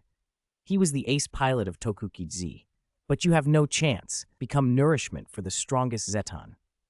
Zudo, the hyper larva answered with that classic roar. His threat didn't faze Zero or Master Gao in the least. The future of this planet we will reclaim, they declared. They exchanged an ultra fist bump, then moved in. One attacked while the other distracted, charging together at the terrifying enemy. Wait, that isn't right. This thing shouldn't be pacified. Why is Cosmos still in his Luna form? Someone murmured. Master Gao must have his reasons, a few who knew Cosmos guessed. Only Juggler looked as if he understood and wasn't surprised at all. Rumble. Dark fireballs spewed from the yellow luminous body typical of the Zeton race and overwhelmed Zero. But that was exactly what Zero wanted. His head boomerang darted out, constantly drawing the enemy's attention. On the other side, Cosmos leapt high and channeled power into his right hand. A bluish-green aura gathered, and a full moon flash struck the hyper-larva's luminous body. Ha! Cosmos cried out as his right hand punched through its flesh. White light and roaring flames burst from the glowing core. The hyper-larva screamed in agony. Boom! The luminous organ that used to fire trillion-degree fireballs detonated in place. What? The Bakuseigen shouted in disbelief. Well done! Zero, who had been holding the line, realized that this good-natured man was a serious fighter, striking decisively. He wondered why Cosmos was known merely as the warrior of love in his universe. Master Gao fought well, he thought. Indeed, against a foe like this, annihilation is the only option, others cheered. Fans who knew Cosmos celebrated his early success. Only one man, someone who liked to jibe, smiled coldly and poured water on the applause. Heh, I bet his highlight ends here, he said. No sooner had he spoken than the hyper-larva revealed two massive scythe-like forelimbs that shimmered with a cold light. In an instant, they sliced through the air and struck at Cosmos. Caught off guard, Cosmos was cut clean across the waist and flung backward, crashing into a mountain face. The larva pursued, and two dark fireballs slammed the mountain, sending rocks tumbling down and burying Cosmos under a cascade of debris. Viewers watched, stunned, as Cosmos was entombed. He was down in an instant? A mere larva had inflicted such devastation? Cosmos! Zero couldn't stop it. Anger flared as his head boomerang retracted and merged, forming the crescent-shaped Zero twin sword. He surged forward and struck. Clang! The twin sword collided with the giant scythe, showering sparks. In the next instant, Zero realized with horror that his famous plasma spark slash, the attack known across the universe, was no match. The larva's scythe suppressed the slash with ease. An instant later, Zero was hurled away and placed at a disadvantage. Those who had earlier suspected Master Gao of holding back finally understood. Zero's strength was undeniable. Few could withstand the plasma spark slash. And yet this hyper-larva's scythe had overwhelmed it. It made sense then that Cosmos could be felled by a single, unexpected blow. P.S. I have to say, before the new generation Ultramen, Zero could indeed traverse the universe, and the plasma spark slash was one of his strongest attacks at the time, aside from Paladi. Planet Juran. So why didn't you change forms earlier? Justice asked, her tone odd. At that time my body had problems, Cosmos explained. I didn't regain the ability to change forms until after that battle. Sigh, who knew that right after I got my transformations back, I'd run into Edelgar again? You weren't there then, otherwise I could have reasoned with him. Cosmos noticed Justice's strange tone and suddenly grew anxious. I never slacked off when I fought beside you, did I? Justice smiled inexplicably and patted Master Gao's shoulder. I was just asking. I was on a mission in another universe then and didn't know what happened. Don't be mad. Haven't I always trusted you the most? Back in the footage, after Master Gao fell and his light faded, Zero struggled alone against the hyper-larva. In the distance, a car drove up. Little Musashi watched Zero fight with worry filling his eyes. The camera followed his gaze. Viewers' eyes trembled at what they saw next. There was a fallen giant stone statue. Even petrified into lifeless stone, the giant still held a supporting pose, as if he had wanted to protect until his last breath. His name was Dyna! Asuka! How could this be? At the Super Guts base in the New Frontier era, Rio shot to her feet, staring at the screen with overwhelming dread. Had he become like this after being swallowed by the black hole? No, Rio refused to believe he was dead. Asuka had always been passionate and fearless. Even if lost in another world, she believed he would still fight to protect Earth.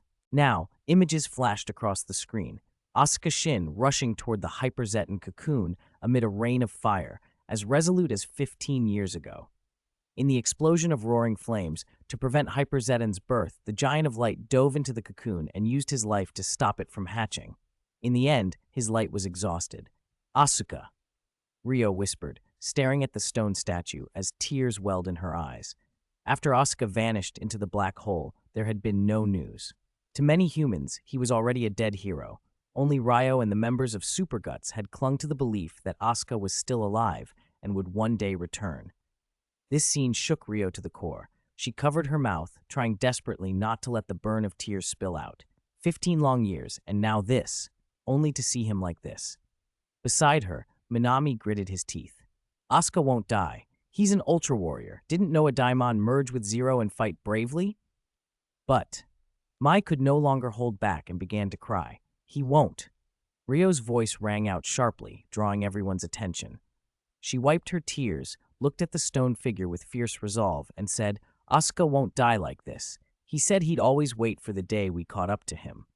Asuka will come back one day. He promised me, Rio added softly.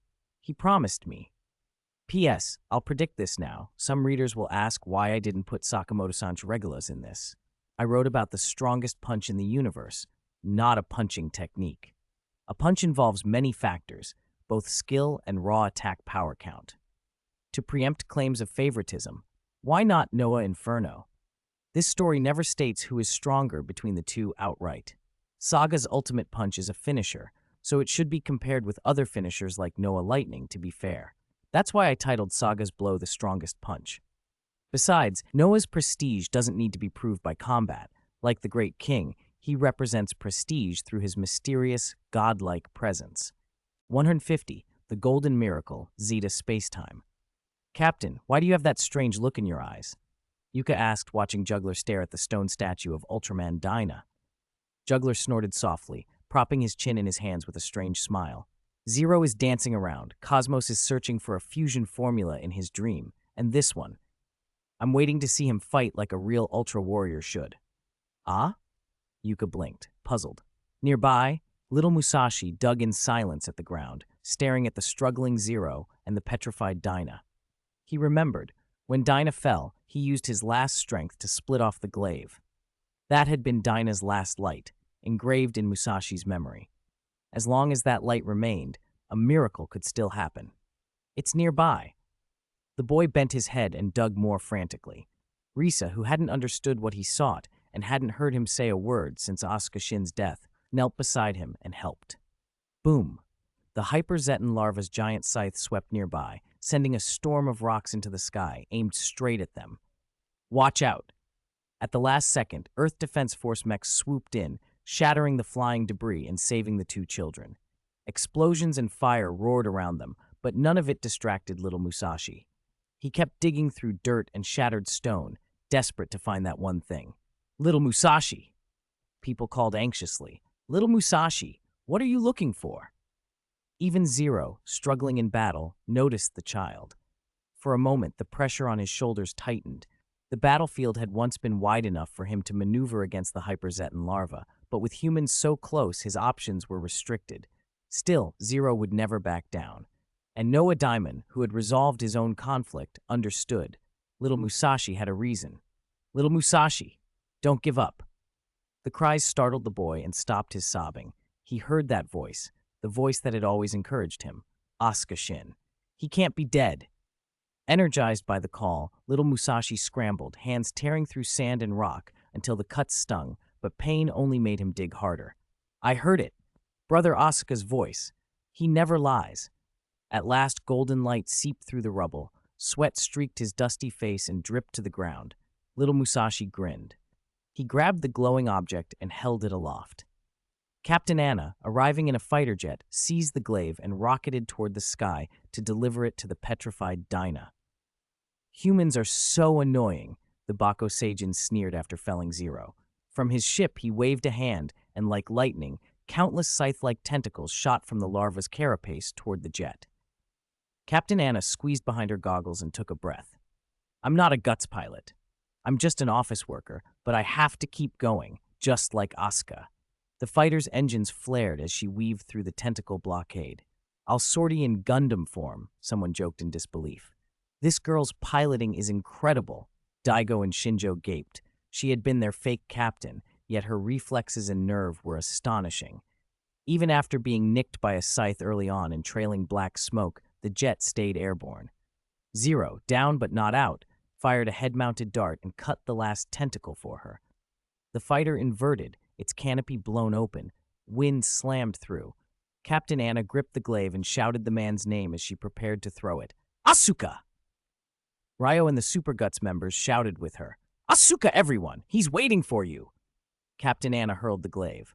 The golden light plunged into the stone statue of Dinah. Boom! The damaged jet finally gave way and crashed in a plume of black smoke. Zero, battered from the fight, was thrown against a mountain wall by a single blow. A massive shadow descended, the Hyperzetan larva's terrible scythe, able to cut through anything. Ch! Nowhere left to run, Zero ground out, bracing against the rock as the colossal enemy bore down. Then the giant statue nearby shuddered. The long dim timer on its chest suddenly flared brilliant blue, and a familiar voice rang out, singing, More than anyone, anything, I just want to protect you. No matter when or where, I just want to protect you. Asuka, Dinah! Ryo's tears fell the moment the voice reached her. 15 years had passed, and now she heard Asuka again. She bit her lip, staring at the figure that was rising. Golden light, just like the time he went alone to stop Gran Sfia. The human savior had returned. Boom, a giant of light extended his hand and blocked the larva's attack. What? The Bako Seijin cried, unable to believe the dazzling golden figure. Enveloped in radiant flame, the revived Dinah shone from head to toe, displaying the power of a man reborn. With a mighty roar, he forced the Hyperzetan larva back. You're finally back, Zero yelled, thrilled. He shot into the sky and joined Dinah, shoulder to shoulder, pushing the larva. The two shared a silent ultra nod. Riding the stirring song, both warriors roared, and their combined might flipped the larva over. Seizing the moment, and perhaps realizing Master Gao was still slacking, Dinah focused a charging beam from the crystal on his forehead into the corpse of Master Gao. Brother, it's the final battle. Stop sleeping. We still have to act, the beginning of Origin together later. Juggler watched, an expression twisting between mockery and something like pain. Memories flooded him the instant the two Ultras shared the frame. Asuka gave Dinah his fighting edge, he murmured. Ultraman Dinah, he's pretty good. As the beam entered, Cosmos's chest timer lit up. I have power, he declared, standing and joining the two. Master Gao is awake, viewers shouted. Some wondered if Dinah's revival beam was the same method Tiga had used to save Triga. Perhaps they knew each other. Others noted that Gao's light had gone out, but his eyes stayed clear, down, but not completely out. The three warriors rallied and launched a righteous group attack. Zero and Dinah, left and right, struck the larva's scythe joints and crippled them. Cosmos, in his Luna form, raised a hand and unleashed a casual but devastating Luna impact. The trio's coordination was flawless. Blows, beams, and martial strikes left the larva no opening to strike back. On his bridge, the proud Bako Seijin snarled, Why are Ultra Warriors interfering? Humans are worthless. Why protect them? His roar echoed across the wasteland. Zero didn't answer with his usual quip. He spoke with steady conviction. No special reason. Because that's how it's always been. Because he only wanted to protect you. That thought ran through him like the words Asuka had sung and taught the defense force. He raised his hand and struck a heroic pose. His bracelet burst into blinding light. The Paraguay shield, a gift from the legendary Giant of Light, formed and shifted into Ultra Bow mode. Oh, now that's familiar, Mirror Knight whispered, remembering the time he and Zero fought Belial. Princess Emerana clasped her hands and smiled, remembering how that sinful man charmed and fled. Yet Zero's passion and sense of justice had never changed. It was no wonder she would always be captivated. Zero's aura rose. Dinah and Cosmos tacitly stood with him and lent their energy. The bowstring vibrated and released the final arrow of light, gathering the power of the three warriors. It streaked like dawn at the Hyperzeton larva, struck it with overwhelming force, and pierced through. The larva wailed. Its luminous organs blinked out one by one, and it crashed into the ground, raising a towering dust cloud. "You're going to judge the worth of humans," Zero said, pointing at the Bakuseijin's ship high above and striking his signature pose. "You're 2 million years too early." "Wow, that's ultra cool."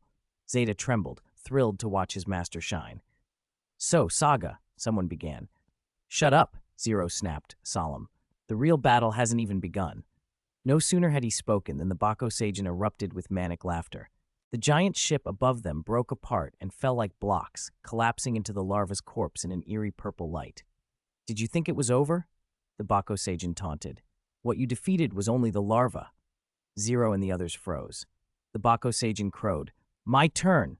Activate the larva's death rattle. Hyperzeton larva, skyfaring battleship, and I, fusion summon. Descend now." The evil god of the universe, the embodiment of destruction and despair. As he ranted, the larva's corpse exploded in purple lightning.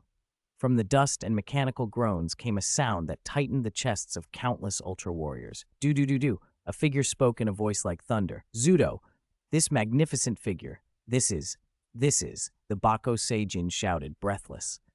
"This is the complete form. Hyperzeton!" 151. The light of the great cosmic miracle.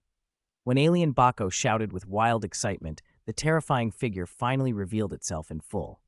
Compared to its previous larval forms, this complete Hyperzeton had shrunk to human scale, an ultra-sized humanoid insect. Its dark, cosmic carapace was streaked with flickering yellow lights, its forearms jutted like blades. To some viewers, the thing even looked almost handsome, but the pressure it radiated was far more oppressive than before. "This is the strongest Zeton, born from devouring countless lives," Brother Man murmured. "Even from old reports, seeing it now is unbelievable." Old Man 7, Moriboshi Dan, agreed. Zeta tilted his head. "You've seen it? Fight it?" Ultraman shook his head and only smiled. "The ones who fought it weren't us." Inside Hyperzeton's head emitter, Alien Bako trembled with power, shouting madly, "At last! I will dominate all universes and become the god of death." From Baltan to Zarab, from Imperial aliens to Hipporito, those who specialized in Zeton development, so many species, had become nothing more than bones in a mass grave. The true #1 villain, the universe's ace pilot, Alien Bako proclaimed himself the unrivaled puppet master. The Zetonians watching the transmission felt their pupils shrink and whispered, "There must be something wrong with its Zeton genes." Zero, disdainful of the boast and the spectacle, immediately protested. Complete form or not, it wasn't as imposing as before." In a flash of red and blue afterimages, he charged, headbutting and swinging a fist at the creature's face, but his punch met air. Hyperzeton slipped into a black void and reappeared behind Zero, vaulting into the sky. Zero spun, fired an Imerium slash. The beam cut the sky, but Hyperzeton blinked into existence in front of him and, with a single kick, sent Zero flying while he tried to block. Master Gao rushed to assist, but barely took a step before the creature blinked before him too. A scythe-like strike glanced Cosmos's abdomen, and a burst of lightning spun him through the air. He crashed to the ground. Dinah and Master Gao joined with rapid attacks, but could not touch it. Hyperzeton's speed made it seem as if it were multiplying its form. The two were repeatedly driven down like children with a toy. "Are you blind?" Zero roared as he rose and unleashed a flaming flying kick. Hyperzeton didn't teleport, just raised its claws. An invisible barrier coalesced and wrapped around it in layered defenses. Zero pushed, holding for seconds. Crack, the barrier shattered, and Zero was hurled back, panting, stunned. For viewers everywhere, it looked instantaneous. Did Zero break the barrier? No, he didn't. It let the barrier fall to shove him away. Amazing. If you can't beat Zeton with beams, now hand-to-hand's useless too. No wonder Alien Bako calls himself an ace pilot. The three regrouped, and finding melee ineffective, switched to beams. They happened to be on the same side, so Zero, Master Gao, and Dinah unleashed their finishing attacks together. Golden Luna Smash from Gao, plus Zero and Dinah's signature high-temperature beams. 3 beams in unison. Surely this would do it. Hyperzeton remained calm. A red vortex opened before it. The beams disappeared into the maw like clay sinking into the sea. Electricity arced along its claws as it gathered that energy and spat it back with amplified force. Absorb and reflect. A crimson gold beam roared outward, striking the trio. Zero and the others were slammed backward. Except for Zero, famed for his endurance, Dinah and Cosmos began flashing red lights. The situation darkened. On Earth, the Defense Force found Captain Anna's downed plane. The captain lay motionless. Breath had stopped. On the battlefield, Dinah gasped, his color timer flashing. He dissipated unwillingly into light. Master Gao, seeing Nako fall, looked to Zero and then also faded. Only Zero remained, his color timer now flashing red, collapsed and struggling to rise. Each attempt slammed him back down. Is this how death feels? He thought. The sensation had come only once before in his past. Zero's color timer went out completely. In the land of light, voices trembled. Zero is gone. Even his color timer's out. Hyperzeton is terrifying. Many young Ultras felt a weight in their chests. Zero's extinguished timer, the once proud face of the land of light, was the very image of despair. Amid the ruins, Noah Daemon lay on the ground, exhausted, staring at his now dull bracelet. The ultimate bracelet that had glowed so brightly was ashen and cold in his hand. He called, "Zero, Zero," but there was no answer. Noah felt a helpless, aching pity, the same hollow shame he'd felt as a child while monsters ravaged his world. In the end, I protect nothing, he whispered. I have no strength left. Dust-coated Asuka stepped forward. It's not over, he said, voice firm. There's a power you only see and reach when you push past your limits.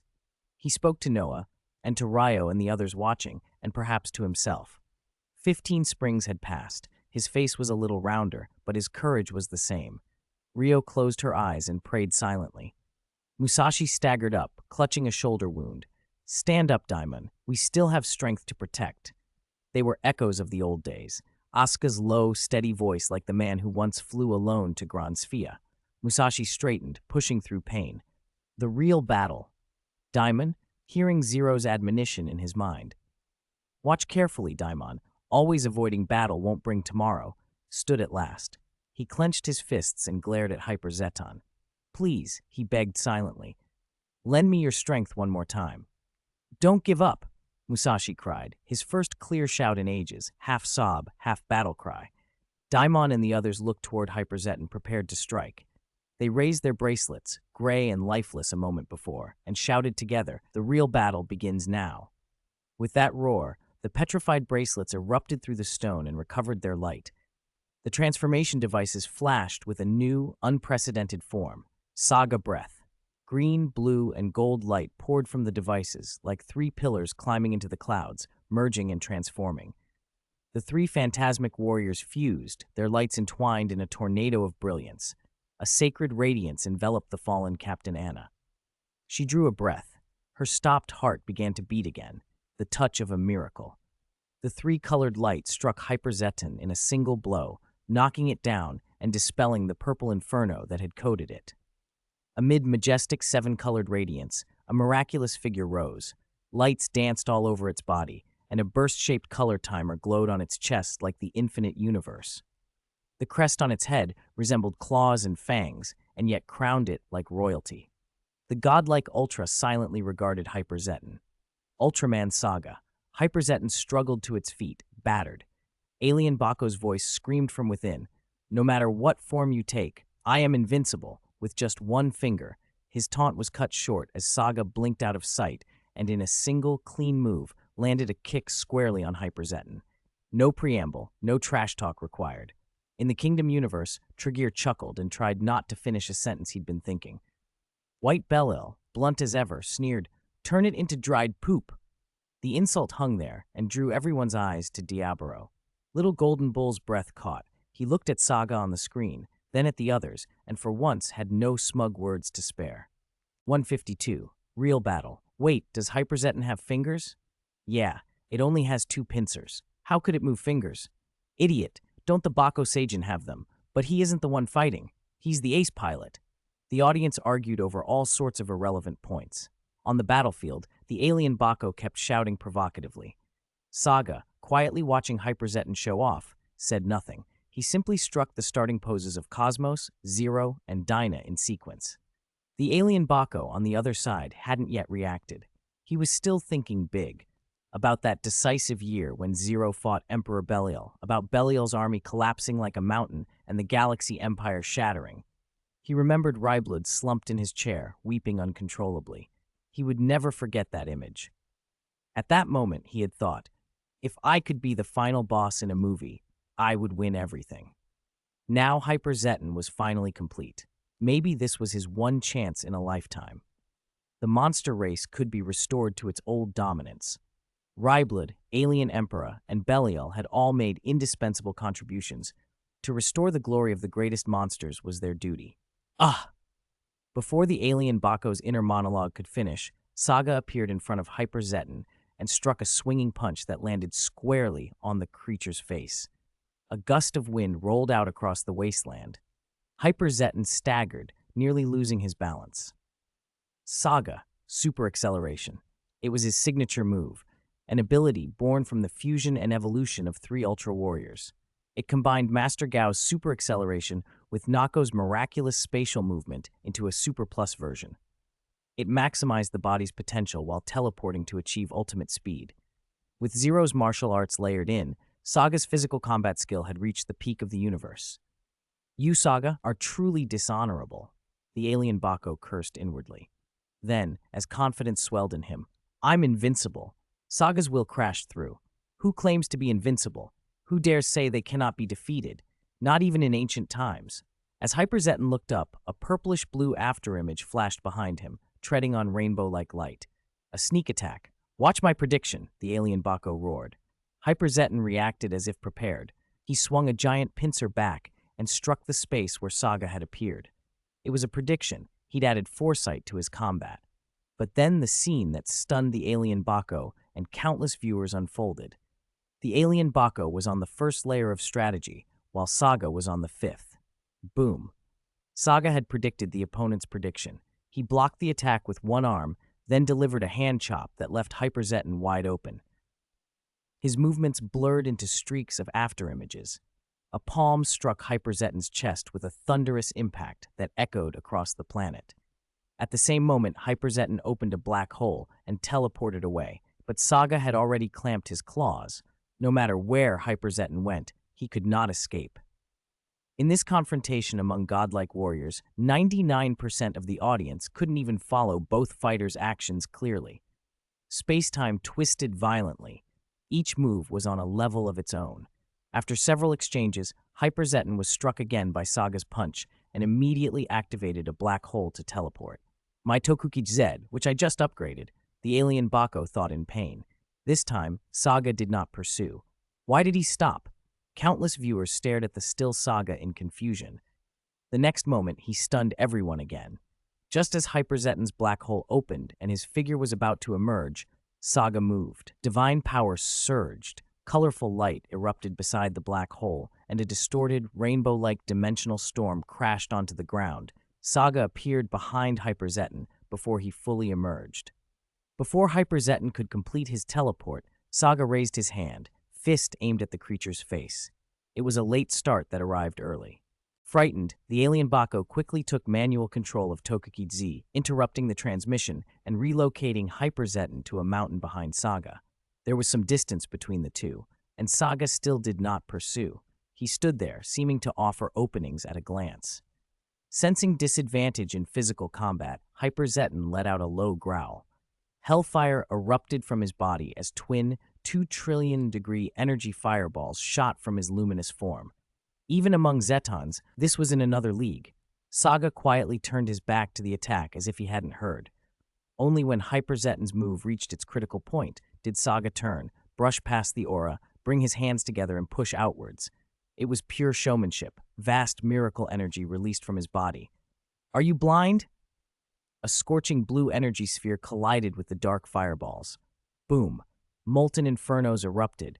Surrounding mountains disintegrated, and giant boulders were crushed like eggshells. For a moment, it was as if a sun rose on Earth, illuminating a world that had been shrouded in gloom. The air blast swept through, shattering the ground beneath Hyper Zeton's feet. He stumbled, nearly fell, while Saga remained perfectly steady. Ultraman, what the hell? shouted countless viewers. Saga not only suppressed Hyperzeton in physical combat, his speed outmatched the enemy's. Everything about his fighting gave off the sense of him showing off. He would begin his move late and still arrive first, making Hyperzeton lose face. I always feel like Saga is effortlessly in control. Wherever Hyperzeton flashes, he follows. He even deliberately leaves openings for the opponent to attack. Invincibility is a curse. Say that word and you'll be disproved. When the ground broke and Hyperzeton stumbled, is that Saga foreshadowing his defeat? This is a sure win. In Gaia Spacetime, Fujimiya watched with immense excitement. Ultraman Saga, he murmured, thinking fondly of a certain arrogant Ultraman. In terms of showmanship, I, Agul, declare you the strongest. Countless viewers were already popping champagne. But on the Land of Light, Zero frowned and poured cold water on the celebration. That guy isn't that easy to deal with. Dinah, Cosmos, and I all sensed it back then. Hyperzeton still had a powerful reserve. Looking at the enemy considered among the strongest, Zero said coldly, and with Saga's combat power, he can just force that reserve out of Hyperzeton. Back in the battle, the alien Bako, who had been beaten dizzy, snarled with rage. Damn it, Ultra Warriors can call for help and power up. So can I. Bastard. In that case, he ground his teeth and roared, I must perform an extreme summoning immediately. Memories of shattered sphere souls would reform into 5 new stars to become thunder and lightning that pierced destiny. Boom! From the dark clouds above, countless eerie purple lightning bolts struck down like the heavens crying. Hyperzeton raised his claws.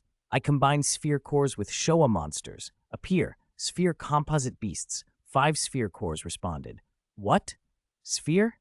Kanata nearly choked on his pancake when he saw the broadcast. So Sphere existed in other spacetimes too. Ultraman Dinah looked somewhat like Decker to him, like Elders Tiga and Triga. He watched Hyperzeton being pummeled by Saga, yet barely injured, and couldn't help but exclaim, he's even tougher than my pancakes. The 5 sphere projectiles slammed into the ground, kicking up pillars of dust. Many Ultra Warriors watching were shocked. Amid the flying sand and rolling stones, 5 ferocious sphere composite beasts revealed themselves.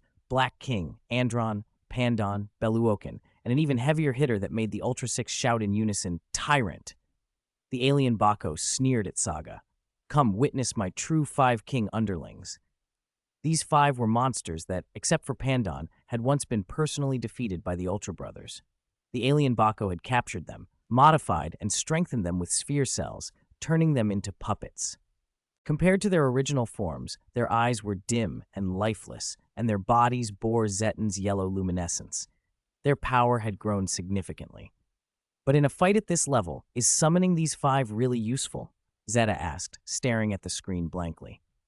That said, in his current state, he could probably only bully human fighter jets. He couldn't beat any of the major players. Witnessing this grand battle only strengthened his desire to grow stronger. In terms of pure strength, they naturally pose no real threat to Saga. Old Man 7, Moroboshi Dan, shook his head. But in a clash between masters, victory can flip in an instant. Any small factor can affect the final outcome.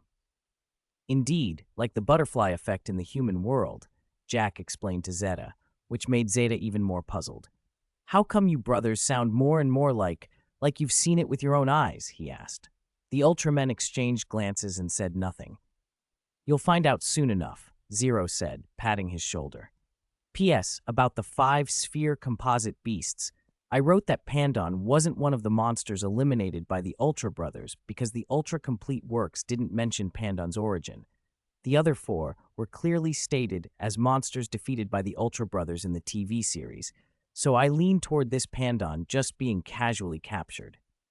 Tyrant, this isn't right, is it? Where's Taro? This isn't right, is it? Where's Taro? Finally!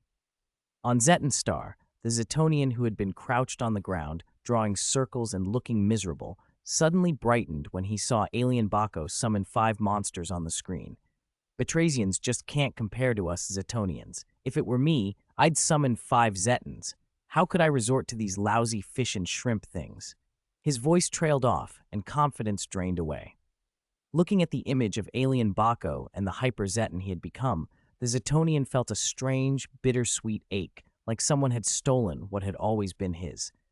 I was the first. I was always the first, controlling Zeton, fighting Ultraman, the number of appearances. I was clearly the Zetonian.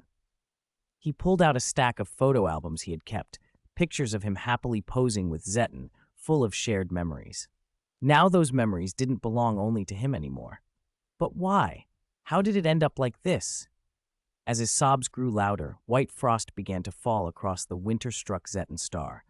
Crystal tears streamed from his single eye. The Zetonian slumped down, covering his big eye and quietly weeping. On the screen, Saga watched Hyperzeton summon 5 monsters and was visibly stunned. As Zero, the commentator outside the arena, had said, at this level of battle, the two sides were close in strength. Any small factor could decide the outcome. These 5 sphere-enhanced monsters, even if they only bought Hyperzeton 0.01 seconds with their lives, could give him an opening to turn the tide. Hooray! Hyperzeton, advance! Came the cry from the crowd. I am also Hyperzeton. Darkness, so much darkness. Outside the screen, countless aliens and monsters cheered, wishing to lend their darkness to Hyperzeton. For them that year, this had become darkness incarnate. In a trance, Alien Bako on the screen seemed to see an army of villains laughing, walking a bridge of shadows toward him, calling his name. This is true darkness. Alien Bako clenched his fists. For the future of villains, for the companions who trusted him, for those murky souls who devoted themselves to darkness, he absolutely could not fail this battle. For Ultraman and humanity, the situation had slipped back toward despair. But faced with despair, the Ultra Warriors would only awaken with even greater power, turn the impossible into the possible. On the ground, the humans stared at 6 monsters under black clouds, radiating destructive energy, fangs bared and claws ready, as if the end of the world had come. Little Musashi clutched his sleeves anxiously, unwilling to give in to helplessness. Damn it, he gritted his teeth, but his frustration was interrupted when a warm, large hand rested gently on his shoulder. The kind, white-haired old man in red smiled at him. Don't worry about anything. Viewers everywhere widened their eyes. This man is 7. The end of Kamen Rider. Amid the chanting, part cheer, part hymn, 5 reinforcements appeared beside Moriboshi Dan all at once. From left to right, Hokuto, Hayata, Go, Geno Tori. 5 Ultra Warriors from across time suddenly stood in human form, smiling down at the Earth Defense Force members. 7 stood in the center. We will definitely win, Dan said. No matter how terrifying, Hayata added, voice charged. No matter how great the disaster, Go said, still bold despite his hair now streaked with white.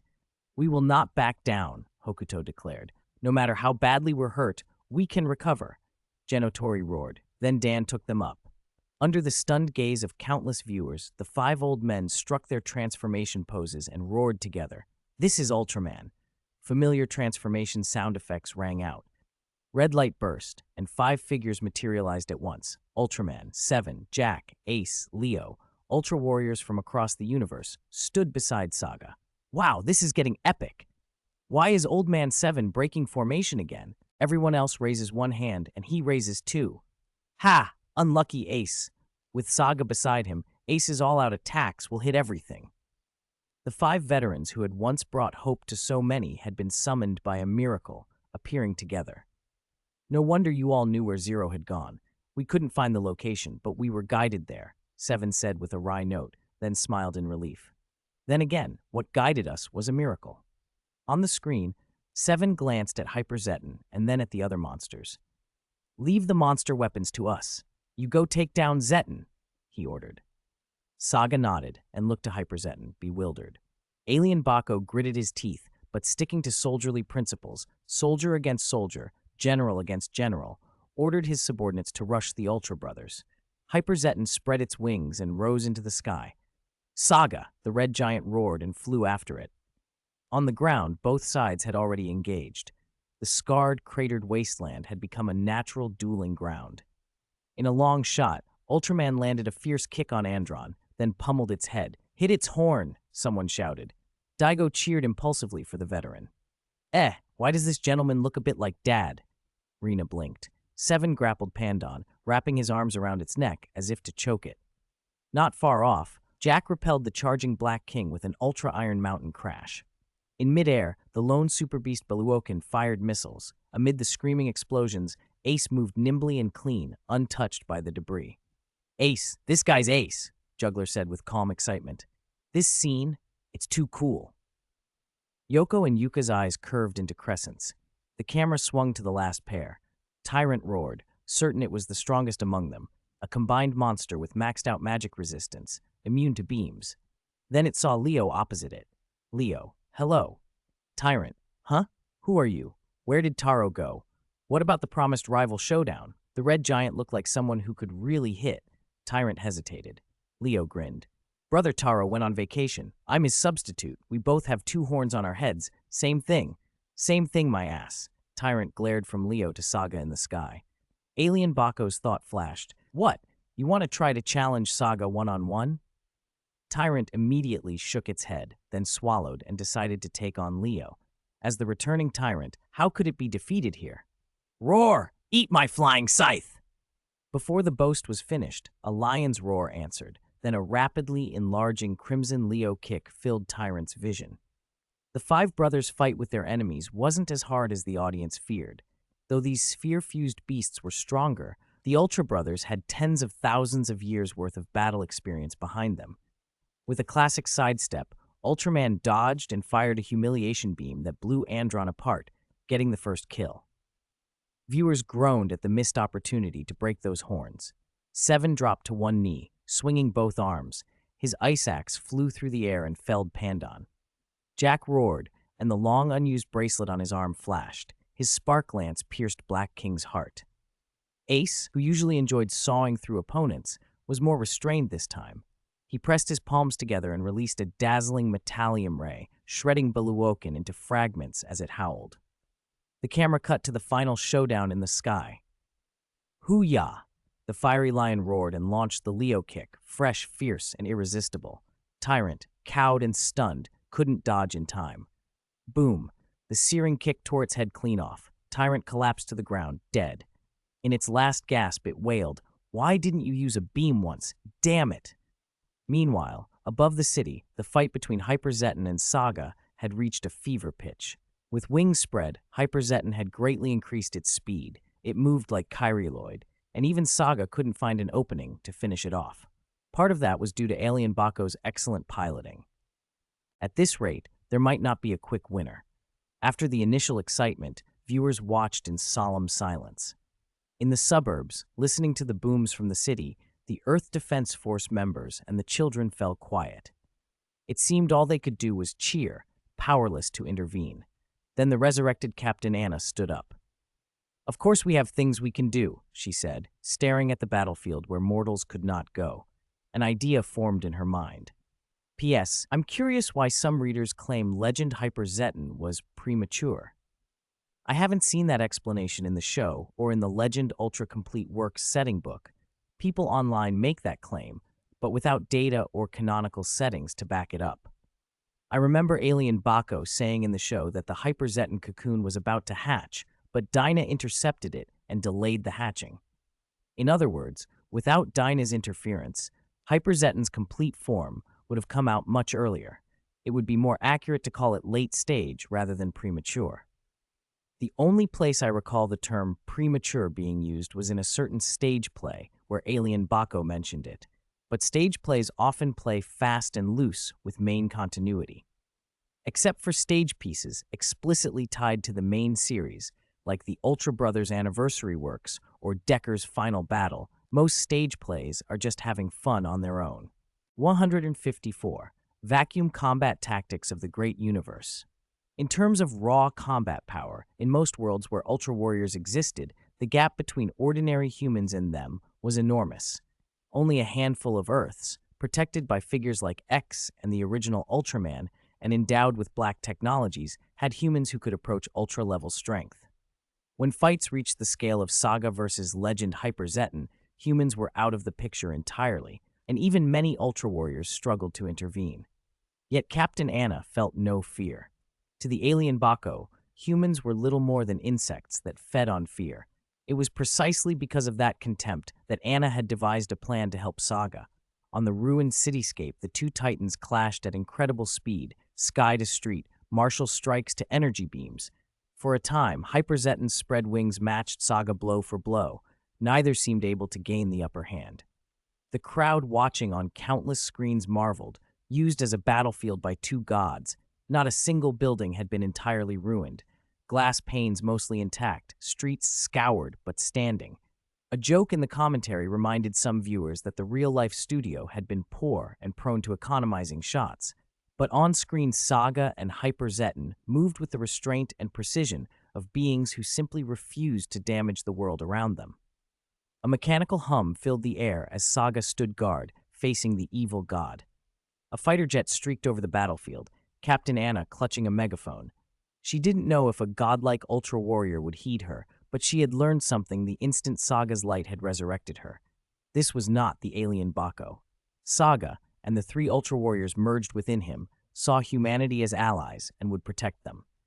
A gust tried to tear at her, but Anna's resolve pushed it back. She shouted into the wind, "Ultra Warrior, can you hear me? We have always believed in you. So please, this time, believe in us too." Saga gave no outward reply, aloof as ever, but Anna and the viewers caught it inside his form. Amid the flowing starlight within his chest, Musashi smiled gently, as if answering Anna. Taiga opened his eyes, a confident curve at his mouth. The endless starlight suggested three wills advancing together, and the one who had longed for humanity's progress, the one already called the miracle hero of the universe, spoke as well. Asuka, with relief in his tone, seemed to say what Anna and millions of others needed to hear. "I believe in you. I have believed for a very long time." As the three moved in unison, Saga shifted. Hyperzetten shook its head disdainfully, clearly not taking a handful of humans seriously, if merely surprised that the female captain had returned after death.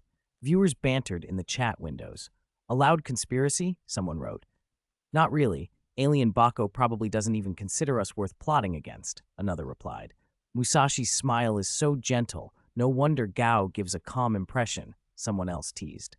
Back on the screen, Anna yelled, "Move left! Ultra Warrior!" Saga responded. Thousands of viewers sat stunned and thrilled. This human had just directed a god in battle, something history had rarely, if ever, recorded. Juggler watched, frowning and laughing at himself. He remembered Kai's first fight on royal planet Ganon, which had been conducted under Kai's shaky commands and had been a comedy of missed beams. He wondered where that fool had wandered off to now. Still, Juggler perked up at the thought that Haruki and Zeta would probably arrive soon. He'd get to feel this again. He made a strange hand motion. Yuka, watching beside him, blinked at his odd expressions. On screen, Saga fired crescent-shaped light bullets from his fingertips to distract Hyperzetten and dodge a barrage of dark fireballs. "Yes, he heard," commentators cheered. Anna continued to call precise adjustments. "A little more, a little more. Stop!" Saga's feet planted, carving two deep furrows in the avenue. He grunted, then a purple-blue ring of light shot from his hand, splitting into three and striking at Hyperzetten. Saga Cutter! Even Hyperzetten didn't want to take such a blade head-on. If it used absorption and reflection, the wind-up would be enough for Saga to get behind it. Alien Bako threw the obvious counter, teleportation. A black hole opened, and Hyperzetten vanished. Almost the instant after, space contorted behind Saga and the evil god reappeared, trying to use Saga's own methods against him with a sneak attack. Hyperzetten's body flared with hellfire, its yellow core glowing, and it began to launch a dark fireball. At that exact second, Captain Anna seemed to have anticipated it. She shouted, "Now!" The fighter jet crew pulled the sticks. The camera swung down, and the viewers at last saw what had been planted at Hyperzetten's feet. A mechanical device with a little flag marked number 18, set into the road. Boom. The explosives detonated underground just as Hyperzetten charged. Their power could not harm the god directly, but they shattered the ground under its feet. Totally unprepared, Hyperzetten's assault was interrupted. The sudden collapse knocked it off balance, exactly as had happened during its first clash with Saga. "Isn't this outrageous?" The chat exploded. "I noticed its lower body seemed unstable before, but still. This is humanity defying fate," someone exalted. The camera panned the city, and the viewers realized every intersection in the urban grid, except where Saga stood, had explosives buried beneath it. Anna and her team had prepared them long ago for kaiju emergencies. No matter where Hyper Zeton teleported within the city, with Saga holding the field, there would be a chance for an ambush. It was risky, and it depended on timing. It was also the kind of small variable that could decide a duel between masters. Alien Baco seethed. Damn humans, to ambush my comrade who's tens of thousands of years old. It was furious. Hyper Zeton had only a sliver of time to recover balance and teleport away. But Saga, whose martial arts spanned countless universes, needed only a moment to turn that sliver into decisive advantage.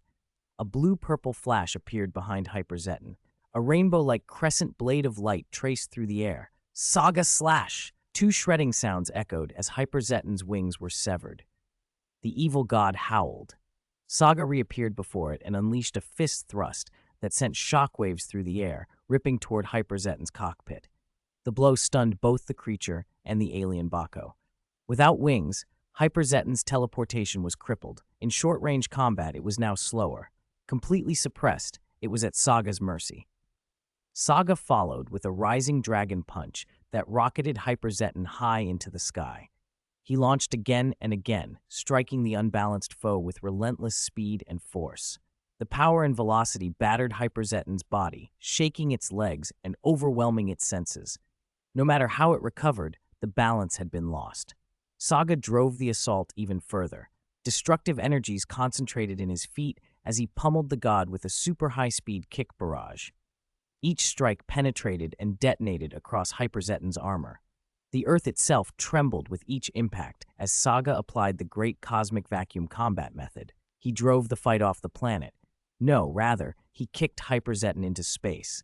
Against Masters, victory could hinge on a single instance mistake. Ho, that human woman used a simple but brilliant stratagem, Trigger murmured, stroking his chin. It's familiar, Taro said. Beside him, Taiga nodded. The sight reminded them both of when the new generation warriors had pursued Triggear and been ambushed on an asteroid.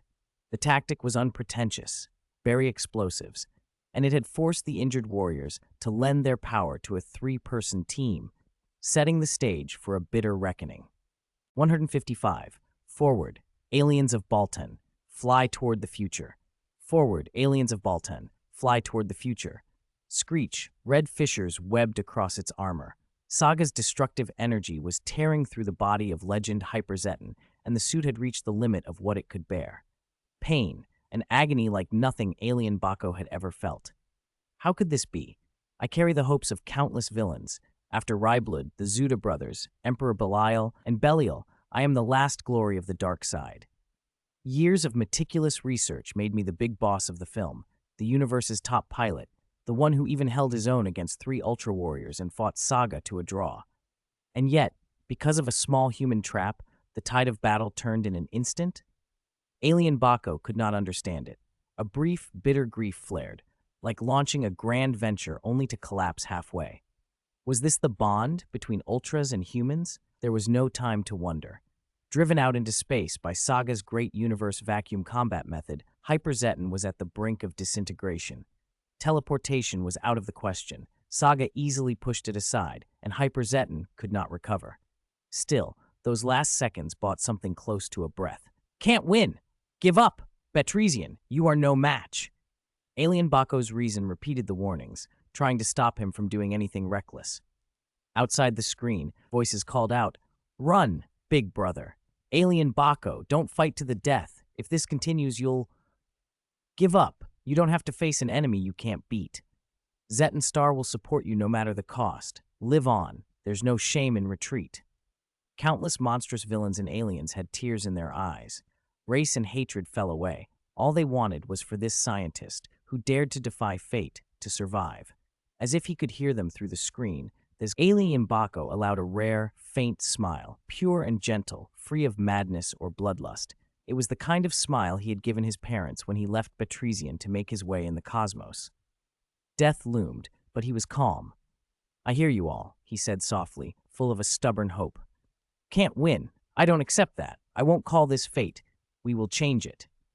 Amid the river of stars, the mad scientist clenched his fist. He would defy fate.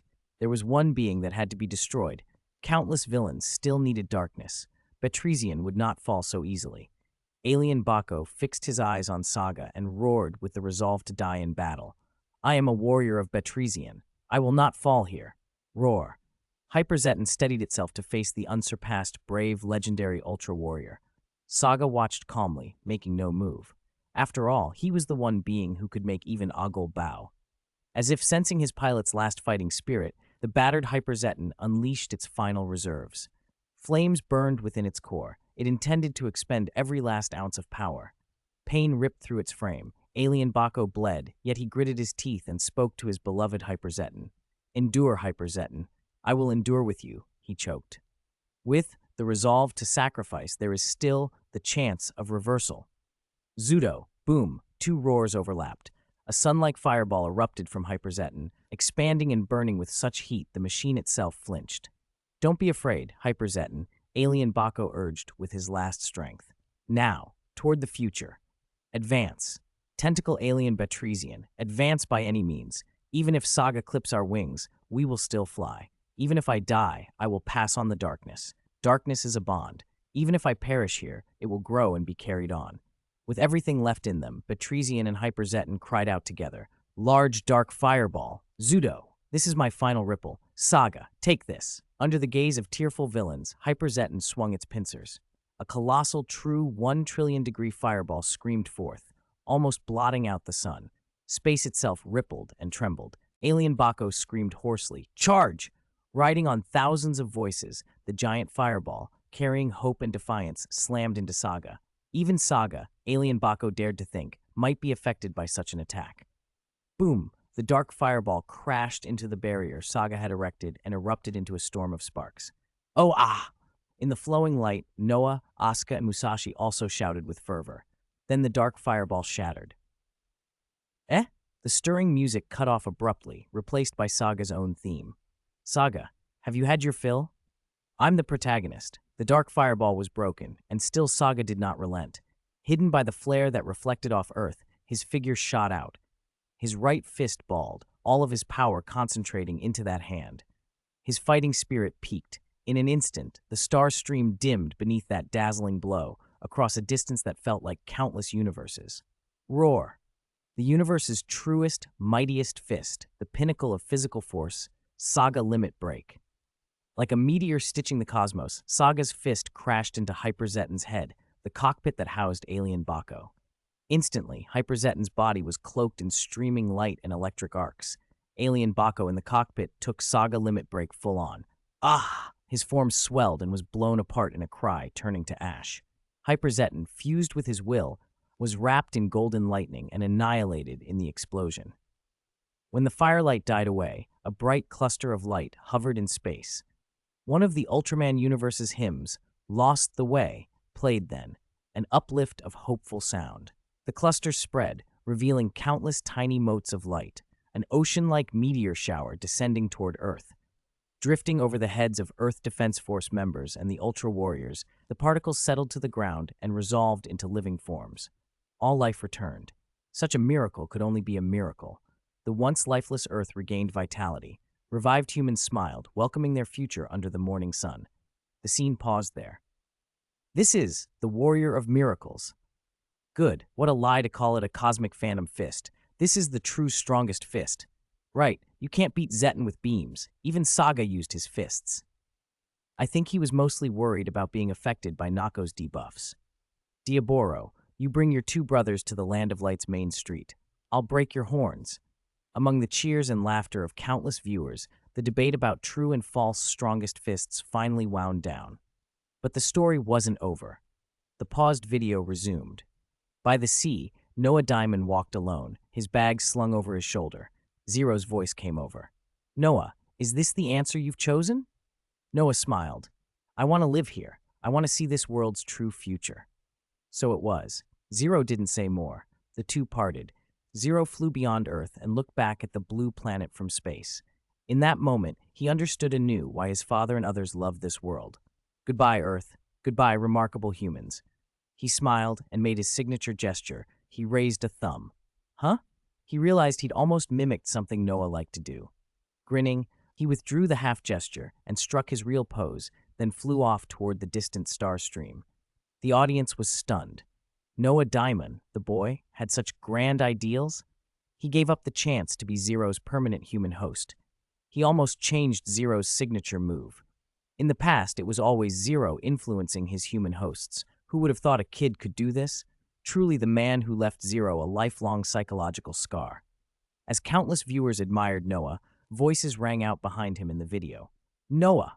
A red off-road vehicle carved tracks on the beach. Two neatly dressed Earth Defense Force women waved and smiled. Get in, Risa called. Noah, who had been solemn before Zero, finally broke into a joyful grin and climbed into the car. You sly dog, Noah Daimon. Only then did the audience get it. This kid's plan: stay on this alternate Earth, abandon Super Guts and our Zero, and enjoy the company of many beautiful women. Outside the screen, Noah, watching the footage, laughed with abandon. This place is so much fun, he thought. I've almost forgotten my home. These pseudo-EDF ladies are lovely. Their voices are pleasant, and each has talents. I absolutely love it here. Speaking of which, Dinah, that is, Asuka-senpai, has he returned to his original timeline? Noah wondered aloud. He'd heard the gossip about Super Guts, the secret Captain Rio and Asuka-senpai blurted out. He watched the rest with curiosity. P.S. After uploading, I reread this saga chapter and realized it's a bit self-indulgent. Pure combat writing isn't my strongest suit, so I tried to keep the tone lighter so it wouldn't feel dull. Oh, and by the way, happy Dragon Boat Festival. Savri Zongzi are the best in the world, no arguments. Noah Daimon had heard the rumors before he crossed over. In Super Guts, a piece of gossip had been circulating. There was something between Captain Rio and Asuka Shin, the human host of Ultraman Dinah, the warrior of miracles, that went beyond friendship. Then Dinah had been swallowed by a black hole. 15 years passed. Most people assumed he had sacrificed himself. Only Ryo and the original Super Guts members never stopped believing he would return. The footage proved they had been right. Dinah did return to his original timeline. What Noah Diamond hadn't expected, though, was how that return would feel like a second, sorrowful farewell. The video cut to the aftermath. Hyperzeton defeated, Earth revived. Zero and Cosmos each departed on their own paths. Dinah used his street loafer ability to slip back into his own universe. The Super Guts team, who had been worried about Noah Damon's fate, watched in stunned silence. Seeing the footage, they understood he had not suffered an accident. The real change, it seemed, was choice. He simply didn't want to come back. Asuka himself appeared then, riding a blue orb of light from the brilliant stars. He was still in the Super Guts uniform. He smiled brightly as he scanned the faces of his old friends. Everyone, don't worry, Noah Daimon is doing fine over there, he said. That guy is moving forward into the future. He looked each of them in the eye. Everyone has the power to move forward. Let's fly together under this sky again. Asuka, Rio stepped forward and smiled at him. We'll catch up to you someday. I'll be waiting, he answered, gave them a thumbs up and turned away. He didn't linger. The streaking light behind him looked as if whole worlds were flowing past, an image of the path he would follow, forever pressing onward through countless universes. The legend, it seemed, ended there. Ryo stared after him until Koda, a teammate beside her, cleared his throat and drew her back.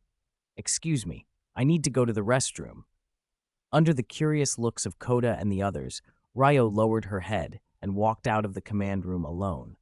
Her face showed nothing, but her shoulders trembled faintly. The bathroom door clicked shut behind her. She stood in front of the mirror and only then realized her eyes were wet. No wonder Koda and the others had been looking at her oddly. 15 years ago, Asuka had been swallowed by a black hole.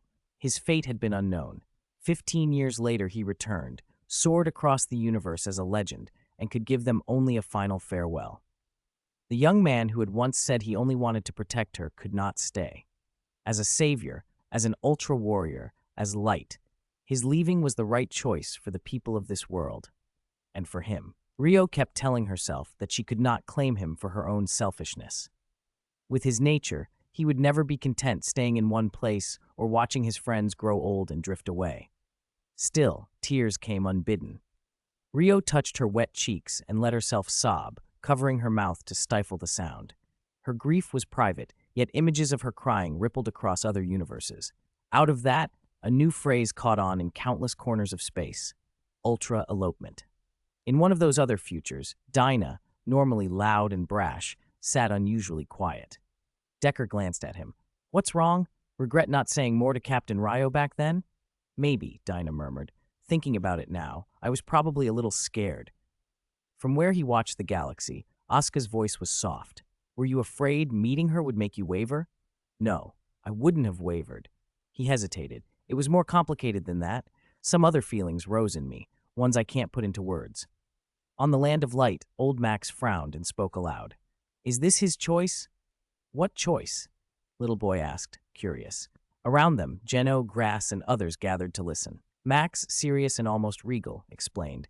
"After a human host and a warrior of light fully merge, the host can gain an extraordinarily long life. But not everyone chooses that path. Like Kaido," he continued, "even if I had begged him to stay, I think he'd have chosen to separate, to grow old with Mizuki, to live his life, and to keep fighting for his home. Kaido chose to stay because he couldn't let go of his companions and his planet." Max's tone grew softer. "So Asuka's choice was the opposite. He chose to leave." "To protect more lives," Little Boy said thoughtfully. Max nodded. "But that feels unfair to Ryo. She waited for so long." "This is ultra-elopement," someone muttered, half in jest and half in complaint. "For tens of thousands of years, he becomes only a passing figure in his own heart, while for Rio, he's everything." Old Max neither agreed nor disagreed. "Would you want to watch your loved ones grow old and die one by one?"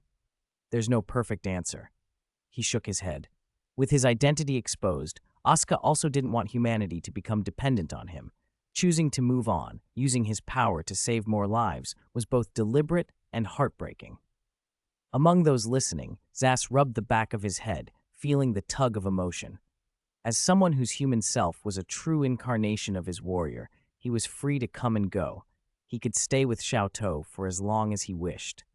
Watching someone age and pass was painful, but he considered himself fortunate. At least he bore the pain of separation personally. Hoshimi Toru did not have to bear that burden. That, he decided, was enough. A few days later, the long silent sky screen lit up again. The audience leaned forward with their popcorn, waiting. The screen displayed a single large title, Special Episode, Brotherly Love and Respect. 157. The Minato Brothers, a pair of lovable goofballs. Brotherly love and respect? The moment those four words were mentioned, countless viewers pictured six familiar red figures. That's right, the Ultra Brothers. Whether it was warm, wholesome harmony or inexplicable pranks on their elder siblings, they fit the bill perfectly. Is it Ace again? No way. Make it Taro. Isn't it usually the older brother who gets pranked whenever this topic comes up? As the audience buzzed, the Land of Light was lively too. It happened to be a traditional festival, and even Space Garrison personnel had a rare day off. Kind Aunt Marie had brought a human world snack called Zongzi for the Ultras, and after Mother of Ultra tweaked the flavor and ingredients, the special Land of Light edition spread quickly through the planet, at least throughout the Space Garrison. "Hikari, you okay?" Mebius asked, handing Hikari a Zongzi when he noticed Hikari staring off, distracted. "Nothing," Hikari said, shaking his head. "It's just, during times like this, I always get a funny feeling about my lab." He couldn't explain why. The Eternal Core auxiliary device was finished and the Ultra Metals were perfect. An experimental accident seemed unlikely. Could someone steal my lab? The thought was absurd. He dismissed it at once. This was the heavily guarded M78 Nebula. The Technology Development Bureau was critical to the whole place. An enemy attack and theft? Impossible. He must be half asleep. Hikari shook the thought away. Across the room, Grigio watched the screen, eyes bright. Brotherly love and respect. She immediately thought of her own two older brothers, Rosso and Blue. They'd been in the O50 Nebula lately. She wondered what they were up to there. Compared to the Land of Light, O50 always felt like a place with a lot more shady companies, a bit grim. Just then, two figures appeared on the screen, one red, one blue, similar in looks. Ryuku-nisan, Yuki-nisan? Grigio blurted. She wasn't the most analytical, but she knew the captions on these videos often used opposites. Her two brothers looked friendly enough, didn't they? Brotherly love and respect, wasn't that right? Before she could watch more, she spotted Zero and Zeta playing nearby, giggled, and ran off. Special episode Brotherly Love and Respect. Is this younger brother an undercover agent sent by the monsters? An undercover agent sent by the monsters?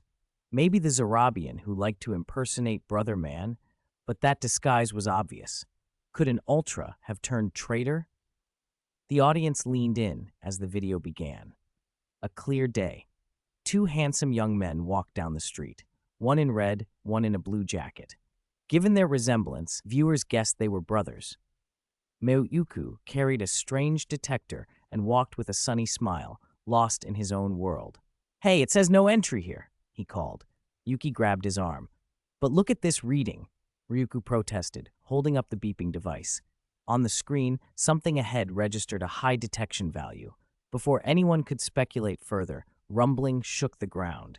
A fierce, fiery red monster, Gorgio Bone, burst from under a tall building, roaring and shattering it to pieces. "Gorgio?" Yuki stared, incredulous. The monster hardly matched the illustration from the picture book. Ryuku, however, was thrilled. Gripping his instrument, he was ready to bolt forward. "Let's go after it, brother," he cried. The chat exploded in laughter. A monster had appeared, and these two ordinary humans' first reaction was to chase it.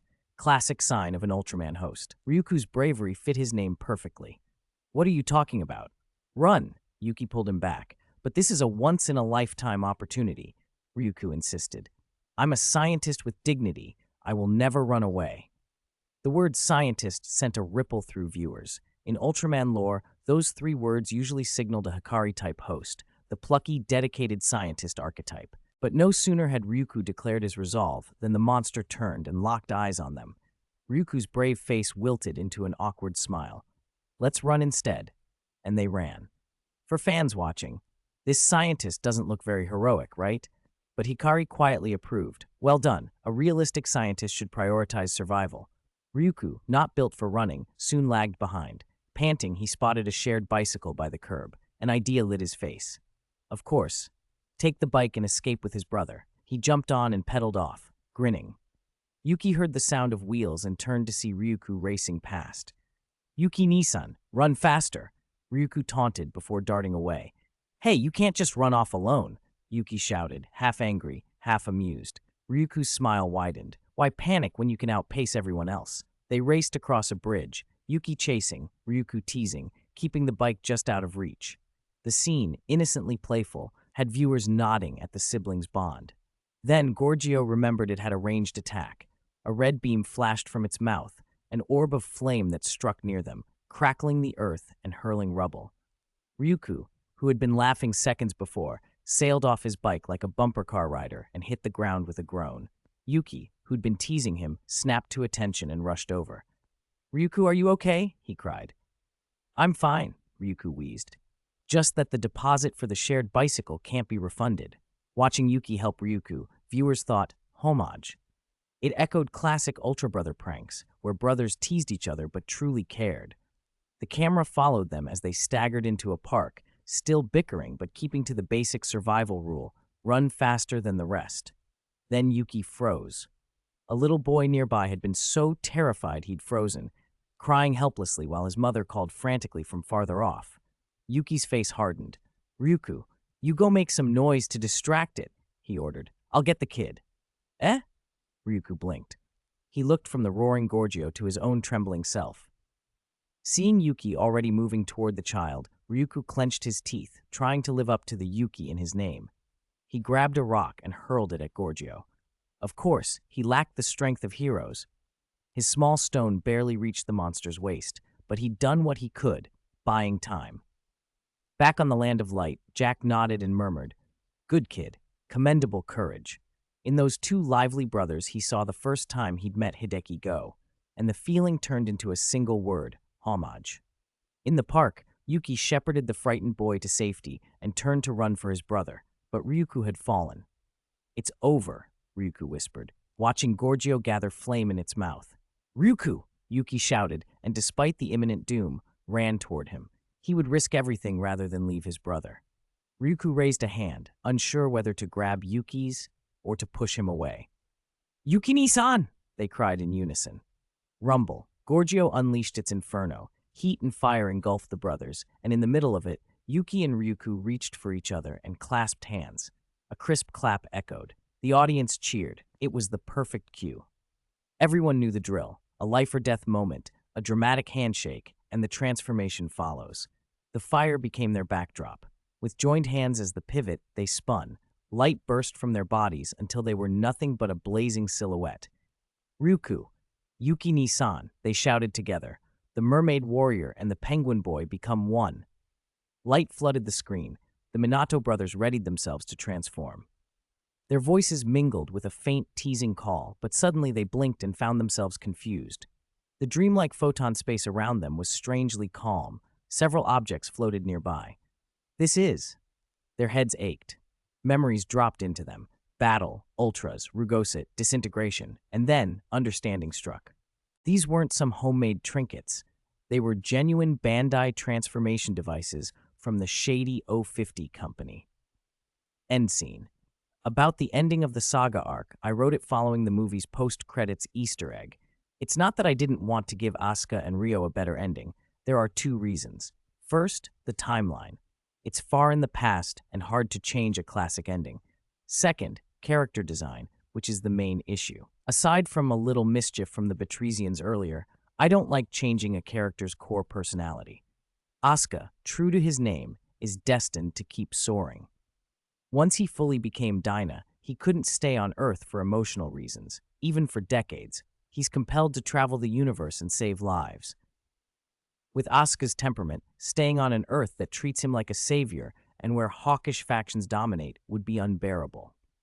Unless he lived in seclusion like Daigo, but with his exposed identity and nature, even that's unlikely. As for Ryo, alas. Fortunately, Ultraman 8 can fill some of that regret, even if it's in a parallel universe. 158. Rosso's Supreme Sword. Minato brothers, take this. This is a Rosso crystal. With it, you can defeat any villainous monster. In the photon space, the two brothers received the memory gift. A black-hearted factory's will whispered in their ears. Once they understood what was happening, the Minato brothers began their long transformation sequence. Dye me in my true colors, Rosso! First, the older brother picked up the tarot-emblazoned crystal and went through the motions. Then the younger brother did the same. The narration showed a line of Rosso crystals, each stamped with the faces of various Ultra Warriors. The audience didn't know whether they were watching a battle or a toy commercial. Over on the Land of Light, the veterans gaped. Their transformation alone takes this long? Jino clicked his tongue in disbelief. If they did that a few more times, it would take longer than his whole screen time. And why would a warrior from 050 use the powers of Tarot and Galaxy? Surely Rosso crystals had nothing to do with the Land of Light. Just kidding. Bandai's misdeeds aside, in the original story, the transformation is instant. On another planet, even Galaxy felt a chill. What did Ryuku shout when he used the Galaxy crystal? Water-bound body, azure sea? Am I a water attribute now? Taro's crystal being fire made sense. Big V's Earth theme fit. But why was my Galaxy crystal water? Were people really going to think Galaxy is a river? And when the wind attribute crystal showed up, Diga's image again. Both Galaxy and Victory sighed. Diga is always the fixed representative for the new generation wind type. No wonder the wind crystal was purple, matching the violet-skinned beauty form. Objectively, well, Diga did shine in Sky type when they ganged up on Kyrialoid 3 with Triga, but his performance in his own show? That was more Daigo's doing than Diga's. Back at the scene, two figures, one red, one blue, descended from the sky, kicking up dust. Ultraman Rosso, flame form. Ultraman Blue, aqua form. They really are brother Ultramen, red and blue, someone observed. It matches the clothes they wear as humans. Who? One red, one blue. Taro, are you watching? Under countless curious eyes, the newly debuted brothers didn't rush into battle like other reckless fighters. Instead, they bowed their heads and laughed in disbelief. Oh, no way. We actually feel powerful. The younger brother was as boisterous as ever. The older brother was more reserved. He picked up a car and held it curiously. Now it felt as light as a leaf. Blue touched the horn on his head and even pricked himself. The audience, used to headstrong combatants, suddenly felt the oddity of two ordinary people who had just gained the power of light. Then everyone realized their initial impression was wrong. Recklessness might be late, but it wasn't absent.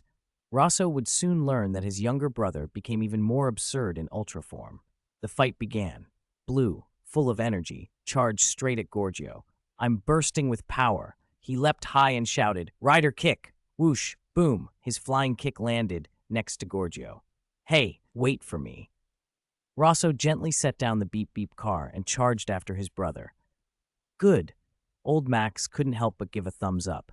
He remembered once holding a car in battle against Yifu and shuddered at the thought of it dropping. Blue kicked at empty air and was unprepared. Gorgio, already behind him, grabbed his arm and flung him. He crashed into Rosso, who'd come to help, and the two brothers tumbled to the ground. "Brother, are you okay?" "I landed on something soft. Didn't hurt at all," Blue grumbled. "Because that something soft was me, your brother," Rosso replied. Rosso felt something strange. His little brother felt like a traitor from the inside. He decided to observe a bit more. Before they could get up, Gorgio's eyes flashed red, and it lunged at them with terrifying speed. "Watch out!" Rosso smacked Blue on the head, an exaggerated, comical crack, and in that instant, his right hand reflexively formed a two-fingered gesture. Boom, fire release. Great fireball technique. Gorgio's charge was interrupted. Sparks died on its body as it yelped. Blue stared at Rosso's outstretched fingers in surprise. "How did you do that?" Blue asked. Rosso looked at his hand in confusion. "I don't know. It felt like it happened by instinct, as if something deep inside me just surged out." "Same here. It just came out." No sooner had Rosso spoken than Blue shoved him to the ground with excitement and hopped up. "My turn. Ha!" Blue pointed, and a pale blue beam shot forth. Ultraman water gun. It grazed Gorgio's lower body and sparked, but before it could finish, the beam went wildly off course and tore through the park, mowing down lawn and trees. The scene reminded some veterans of past misfires. Guy's early battles came to mind.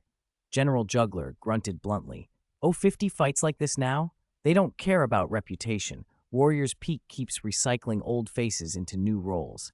Are you telling me these are the big brothers? Please." He grumbled and glugged Yuka's drink, then rolled his eyes. Blue was delighted with the water gun and didn't notice Gorgio charging. "Get out of the way."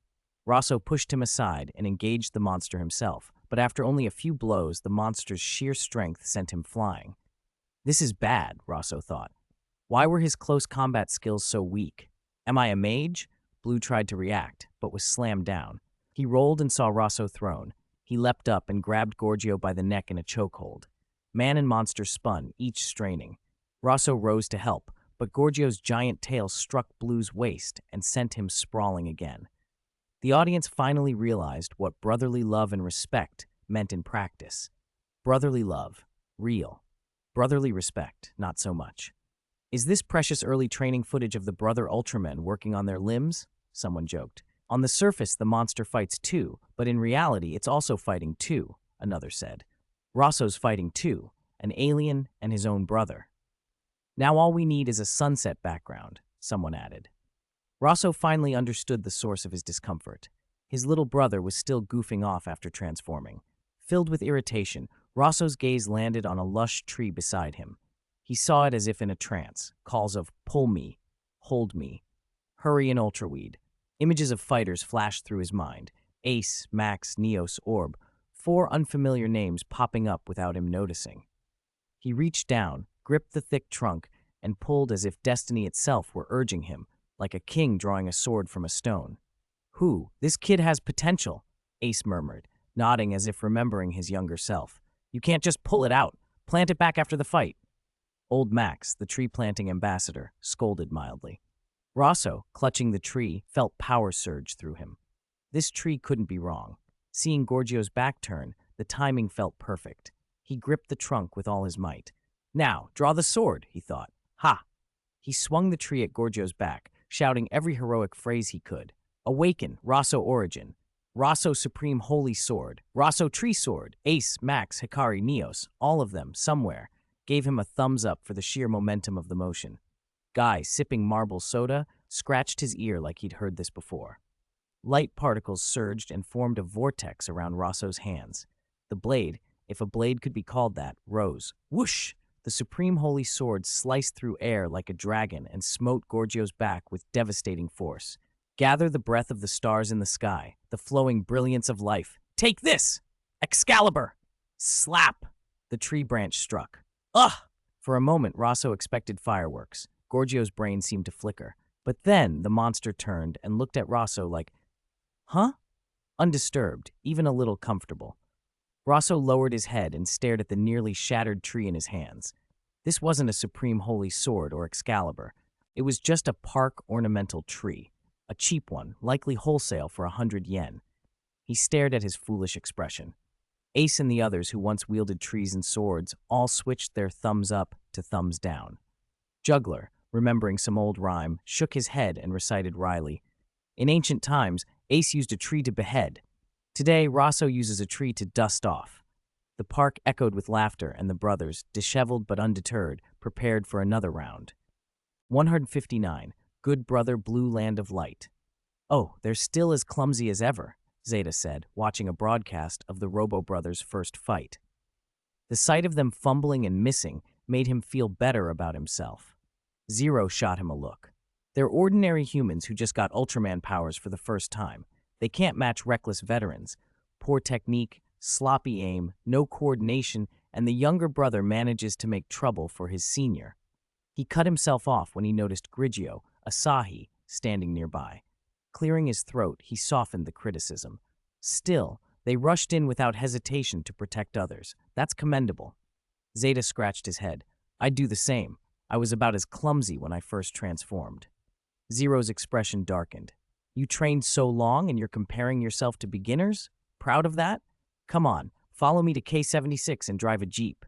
Grigio smiled faintly, listening to the pair bicker. She, Asahi, was watching her two elder brothers' first awkward battle for the first time. It wasn't thrilling or heroic. It was funny and earnest. Both were trying their best. Actually, it's kind of sweet, she whispered to herself. I hope everyone comes to like my two brothers. On the screen, Gorgio slowly turned to face Rosso, who was pinned against a tree. The enraged monster lunged, teeth bared. Rosso threw up his arms and planted the sacred tree as a shield. Eat more vegetables, he grunted, shoving a branch into the beast's mouth to wedge its fangs. The branch creaked under Gorgio's strength. This feels so familiar. Neos, watching the broadcast from elsewhere, felt a strange pang of nostalgia. In another world, a huge black gorilla, dozens of meters tall, scratched its head and remembered a time it jabbed tree at a colossal lizard's throat. Brother Katsumi, it muttered, confused. Blue, who'd been stunned for a moment, saw his elder brother in danger and sprang forward. He spun and delivered a roundhouse kick to Gorgio's back. At that instant, Rosso, already off balance, heard a whoosh behind him and a sharp impact across his shoulder and neck. He stumbled and fell headfirst to the ground. Gorgio toppled too, shaken by the blow. Rosso lay there in disbelief. Did the monster have a tail attack from nowhere? Then Blue's voice came from over him. He realized the kick had come from his teammate. Ow! Don't just kick wildly! Rosso gripped his waist and pushed himself up. No sooner had he stood than a huge tail snapped forward and slammed into his chest and abdomen, sending him flying. Why am I always the one getting punished? Rosso thought as he crashed through the air, clutching his aching back. Blue, who'd been behind Rosso, also got knocked away but retained most of his momentum because Rosso had taken the brunt of it. Rosso twice more effectively acting as a human cushion. Viewers across many worlds winced. The brothers' coordination defied description. At least this time, Blue had been the cushion, giving Rosso a little payback. But even that turned comic. When they fell together, Blue somehow ended up on top of Rosso. Rosso held his arms up in protest, tears of exasperation in his eyes. What did I do to deserve this? He wailed. Comments and laughter flooded the interlinked channels. He hits his teammate. Blue cares so much about his big brother. How does the older brother end up as the cushion even when he's in front? The chaotic sibling routine had the audience in stitches. For Rosso, an ordinary citizen suddenly thrust into battle with no training, no power level support like X or Zero, and with a mischievous younger brother underfoot. Well, it was both terrifying and absurdly inspiring. On a distant planet, the Robo Brothers, who were hunting evil fragments, watched and remembered their own awkward first fight. Rosso wiped at his eyes. Cough, Brother Katsumi, we coordinate better now, right? Blue scratched the back of his head. Rosso sighed and watched himself on the screen. If only the crystal I got then had been Brother Jack's, he mused regretfully. The fight resumed. Gorgio, recovering, opened its abyssal maw and unleashed flames. A roaring inferno engulfed the brothers. They coughed and staggered, painfully aware of how inexperienced they were. They weren't a defense team, not brilliant scientists like Akito, not a demigod like Ultraman Orb, just two civilians with newfound power. What do we do? The monster's too strong. We'll lose at this rate, Blue panted. Don't be defeatist, Rosso snapped, rallying despite the pain of friendly fire. Blue, thinking like a civilian scientist, had an idea. His brother's attacks were fire-based and his own were water-based. Combine them to make steam, high-temperature vapor could spread and scald the monster, lessening direct damage. Exchange crystals with me, Blue said. Rosso trusted him, and they acted immediately. They faced each other, swapped crystals, and shifted forms. Ultraman Rosso, aqua form. Ultraman Blue, flame form. Their colors and elements swapped. Water to Rosso, fire to Blue. Rosso, more agile, deployed a water shield to block Gorgio's flame and closed the distance to land several solid punches, pushing the monster back. The audience cheered, finally some tactics. The switch wasn't just cosmetic. Rosso's defensive style fit the water element and let him manage the onslaught. All right, I'll back you up, Blue rallied, palms glowing. He unleashed a flurry of fireballs with fierce momentum. Rosso, moving in for more blows, felt a sudden heat behind him and realized too late that Blue's fire was erupting right where he stood. The next second, several scorching blasts detonated against his rear, sparks flying. Smoke washed around him. Ow, hot, hot, hot, hot, he yelped, hopping and clutching his backside. Half the shots missed the monster and hit Rosso instead. On the feeds, viewers stopped praising Blue and started accusing him of deliberate betrayal. Blue, oblivious to the chaos, looked at his hands and beamed. Wow, after swapping, my flames feel different. You never listen to anything anyone says, Rosso groaned. He hadn't meant to invoke an old joke, but there it was. He'd become both butt of the joke and literal target. Their bickering cut off at once when something else came into frame, a broad, plain face looking back at them. Rosso and Blue stared. Gorgio cocked its head, confused, then, in a surprisingly earnest and bureaucratic tone, tried to respond to Rosso in its own language. All three stood there in mutual bafflement as the monster declared, with dead seriousness, Brother Rosso, you're right, but I believe spaghetti should be mixed with concrete number 42. The three of them, two idiots and one earnest monster, paused in an awkward tableau that was somehow more absurd than the fight itself. Author's note, 2 things. If you're curious about Robo, I recommend reading the prequel. It's not silly, actually exciting and kind of heartbreaking. Second, I'll be going home for my university graduation in 2 days. With luggage and travel across provinces, updates may be sparse. If there's a delay or only one chapter, it's not abandonment, just lack of time. Please understand. Finally, to future university students, don't choose civil engineering lightly and be cautious about English majors too. The more I say, the more tears come. 160. The crazy single push contest is here. Gorgio expired peacefully. The Robo brothers didn't understand the sincerity of its final reply. They recoiled together, dodging its affectionate fall. Whether they'd finally unblocked their meridians or at last learned to coordinate didn't matter. With a flurry of punches and kicks, they forced Gorgio back. Ding dong, ding dong. Both brothers' timers flashed red at the same instant. This feeling. Ryuku touched his timer, heart pounding. Not good, brother. I suddenly feel panic. Me too, Rosso panted, a strange excitement fizzing through him. It felt like the cooldown on his ultimate move had just finished. The sight sent the viewers into laughter. This was the first time many had seen an Ultra Warrior not understand what a flashing red light meant. Apart from amnesiac old Max, there really was no one else. On screen, the Robo brothers didn't know that a red flash meant a critical state, that energy was about to run out. Still, the quiver from deep in their souls made something clear. Now was the moment to decide everything. Zest, they shouted together. One raised a fist, the other a foot, and they slammed Gorgio to the ground. Prepare, throw. Stunned, Gorgio was flung away. Brother, cover the Choju with a water barrier. Understood. Rosso formed a blue shield of water, binding Gorgio. Whoosh! Ryuku followed up, tossing 2 fireballs that immediately vaporized the shield. Scalding steam and erupting energy blasted Gorgios skyward. In the next instant, the brothers swapped elemental forms and fired their ultimates, water and fire, striking the enemy midair at the same time. Gorgio howled in agony. It fell like Kyriloid 3 had, and when its head struck the ground, it shattered into pieces. A second before it died, it looked at Ryuku, confused. "I thought you were my teammate." Turns out it was an infernal affair. Clap! The victorious Robo brothers high-fived, and then Ryuku's body began to fade, drifting off as motes of light. What's happening? He tried to speak, but didn't even have the strength to move his mouth. It was the classic collapse from extreme exhaustion. Ah! Just as he was about to fall, he dissolved into light. Ah! Cheer up, Ryuku! Rosso reached out and then noticed his own body changing the same way. Eh? He collapsed and scattered into light, a bewildered cry lost in the air. Sure enough, brother is tougher. He took so many of his younger brother's moves and lasted a few seconds longer, someone commented.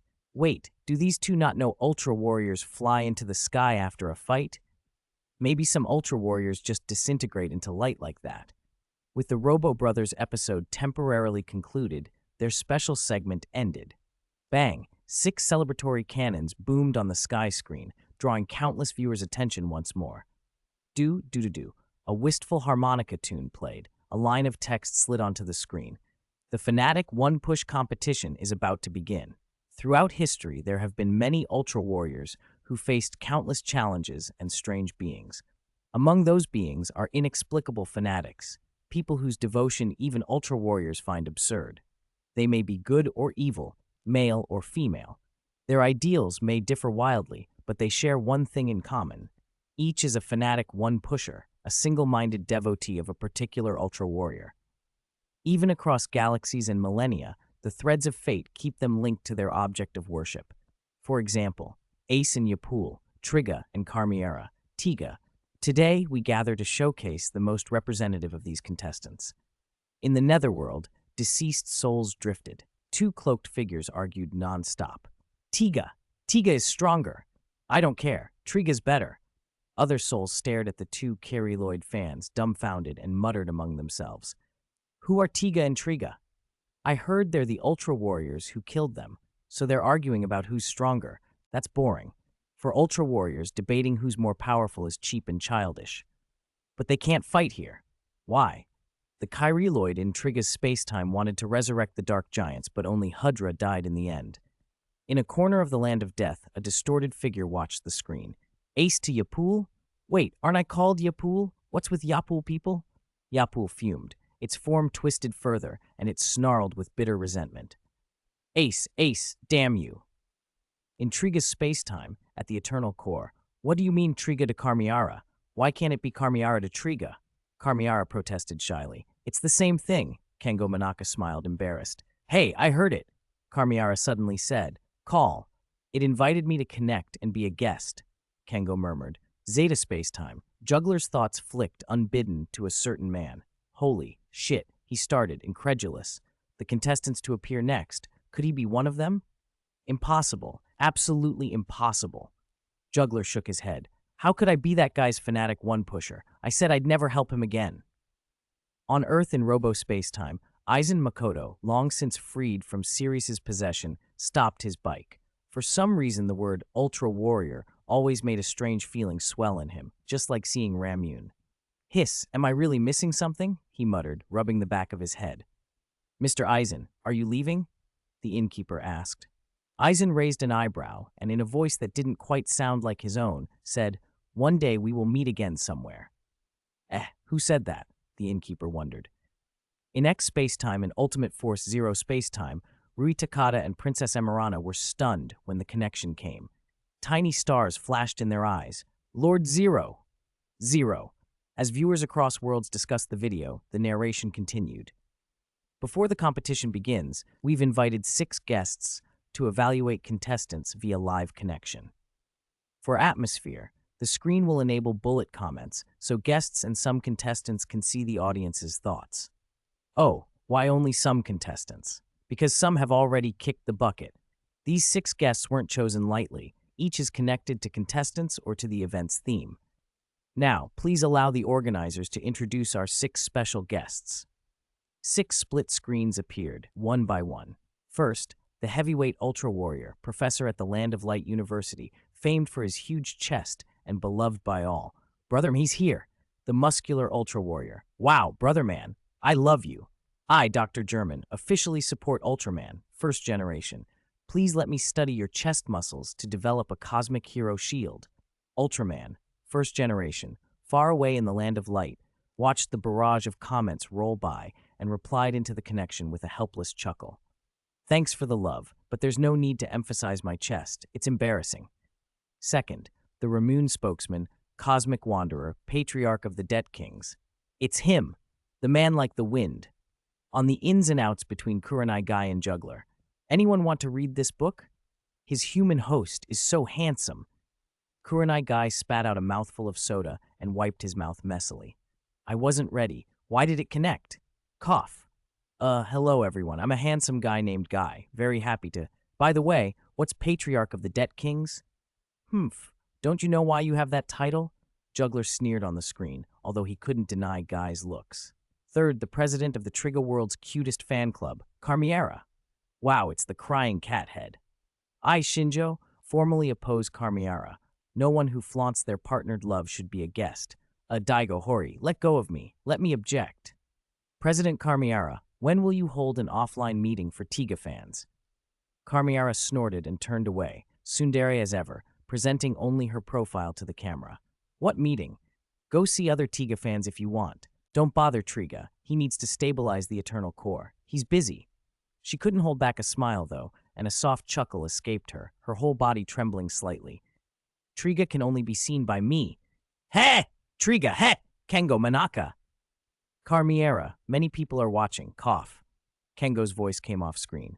Fourth, the fastest and strongest, storming into cafeterias. Old Max was peeling and eating a zongzi, rice dumpling, when he suddenly coughed, clutching his throat. Who's persecuting me again? Max, why again? Gino and Lieboot asked, puzzled. Old Max blinked. Oh right, why did I say again? Fifth, Astra's hater, slayer of Choju, Showa-era firebrand, director of the meat plant, ace among the Ultra Brothers. Ace's face appeared on the screen. Brothers, the situation is urgent now, he began, but his image was an old recording.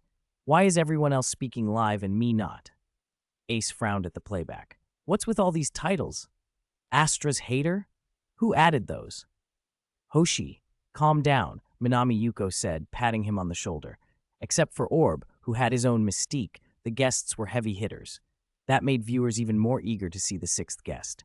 The final guest, for special reasons and at his personal request, cannot have his identity disclosed at this time. We appreciate your understanding. Skk. Countless viewers filled the bullet comments with ellipses at that tease. Still, the trans-space-time spectacle had everyone thrilled. So, let's welcome our first contestant. He is 4th place in the Brother Man Imitation Contest, a 2-dimensional paper-faced being known as Beiyi Gun, ferocious alien Zarabian. Ho! Zarabian made it! What does Beiyi Gun mean? The chrysanthemum-mouthed Zarabians on screen blinked, stunned to be featured. Why are we only 4th in the Ultraman Imitation Contest? One asked in the comments, confused. Before Brother Man could answer, the narrator continued. The top 3 are Ultraman, first generation himself, Brother Jack, and Cough, Captain Zoffi,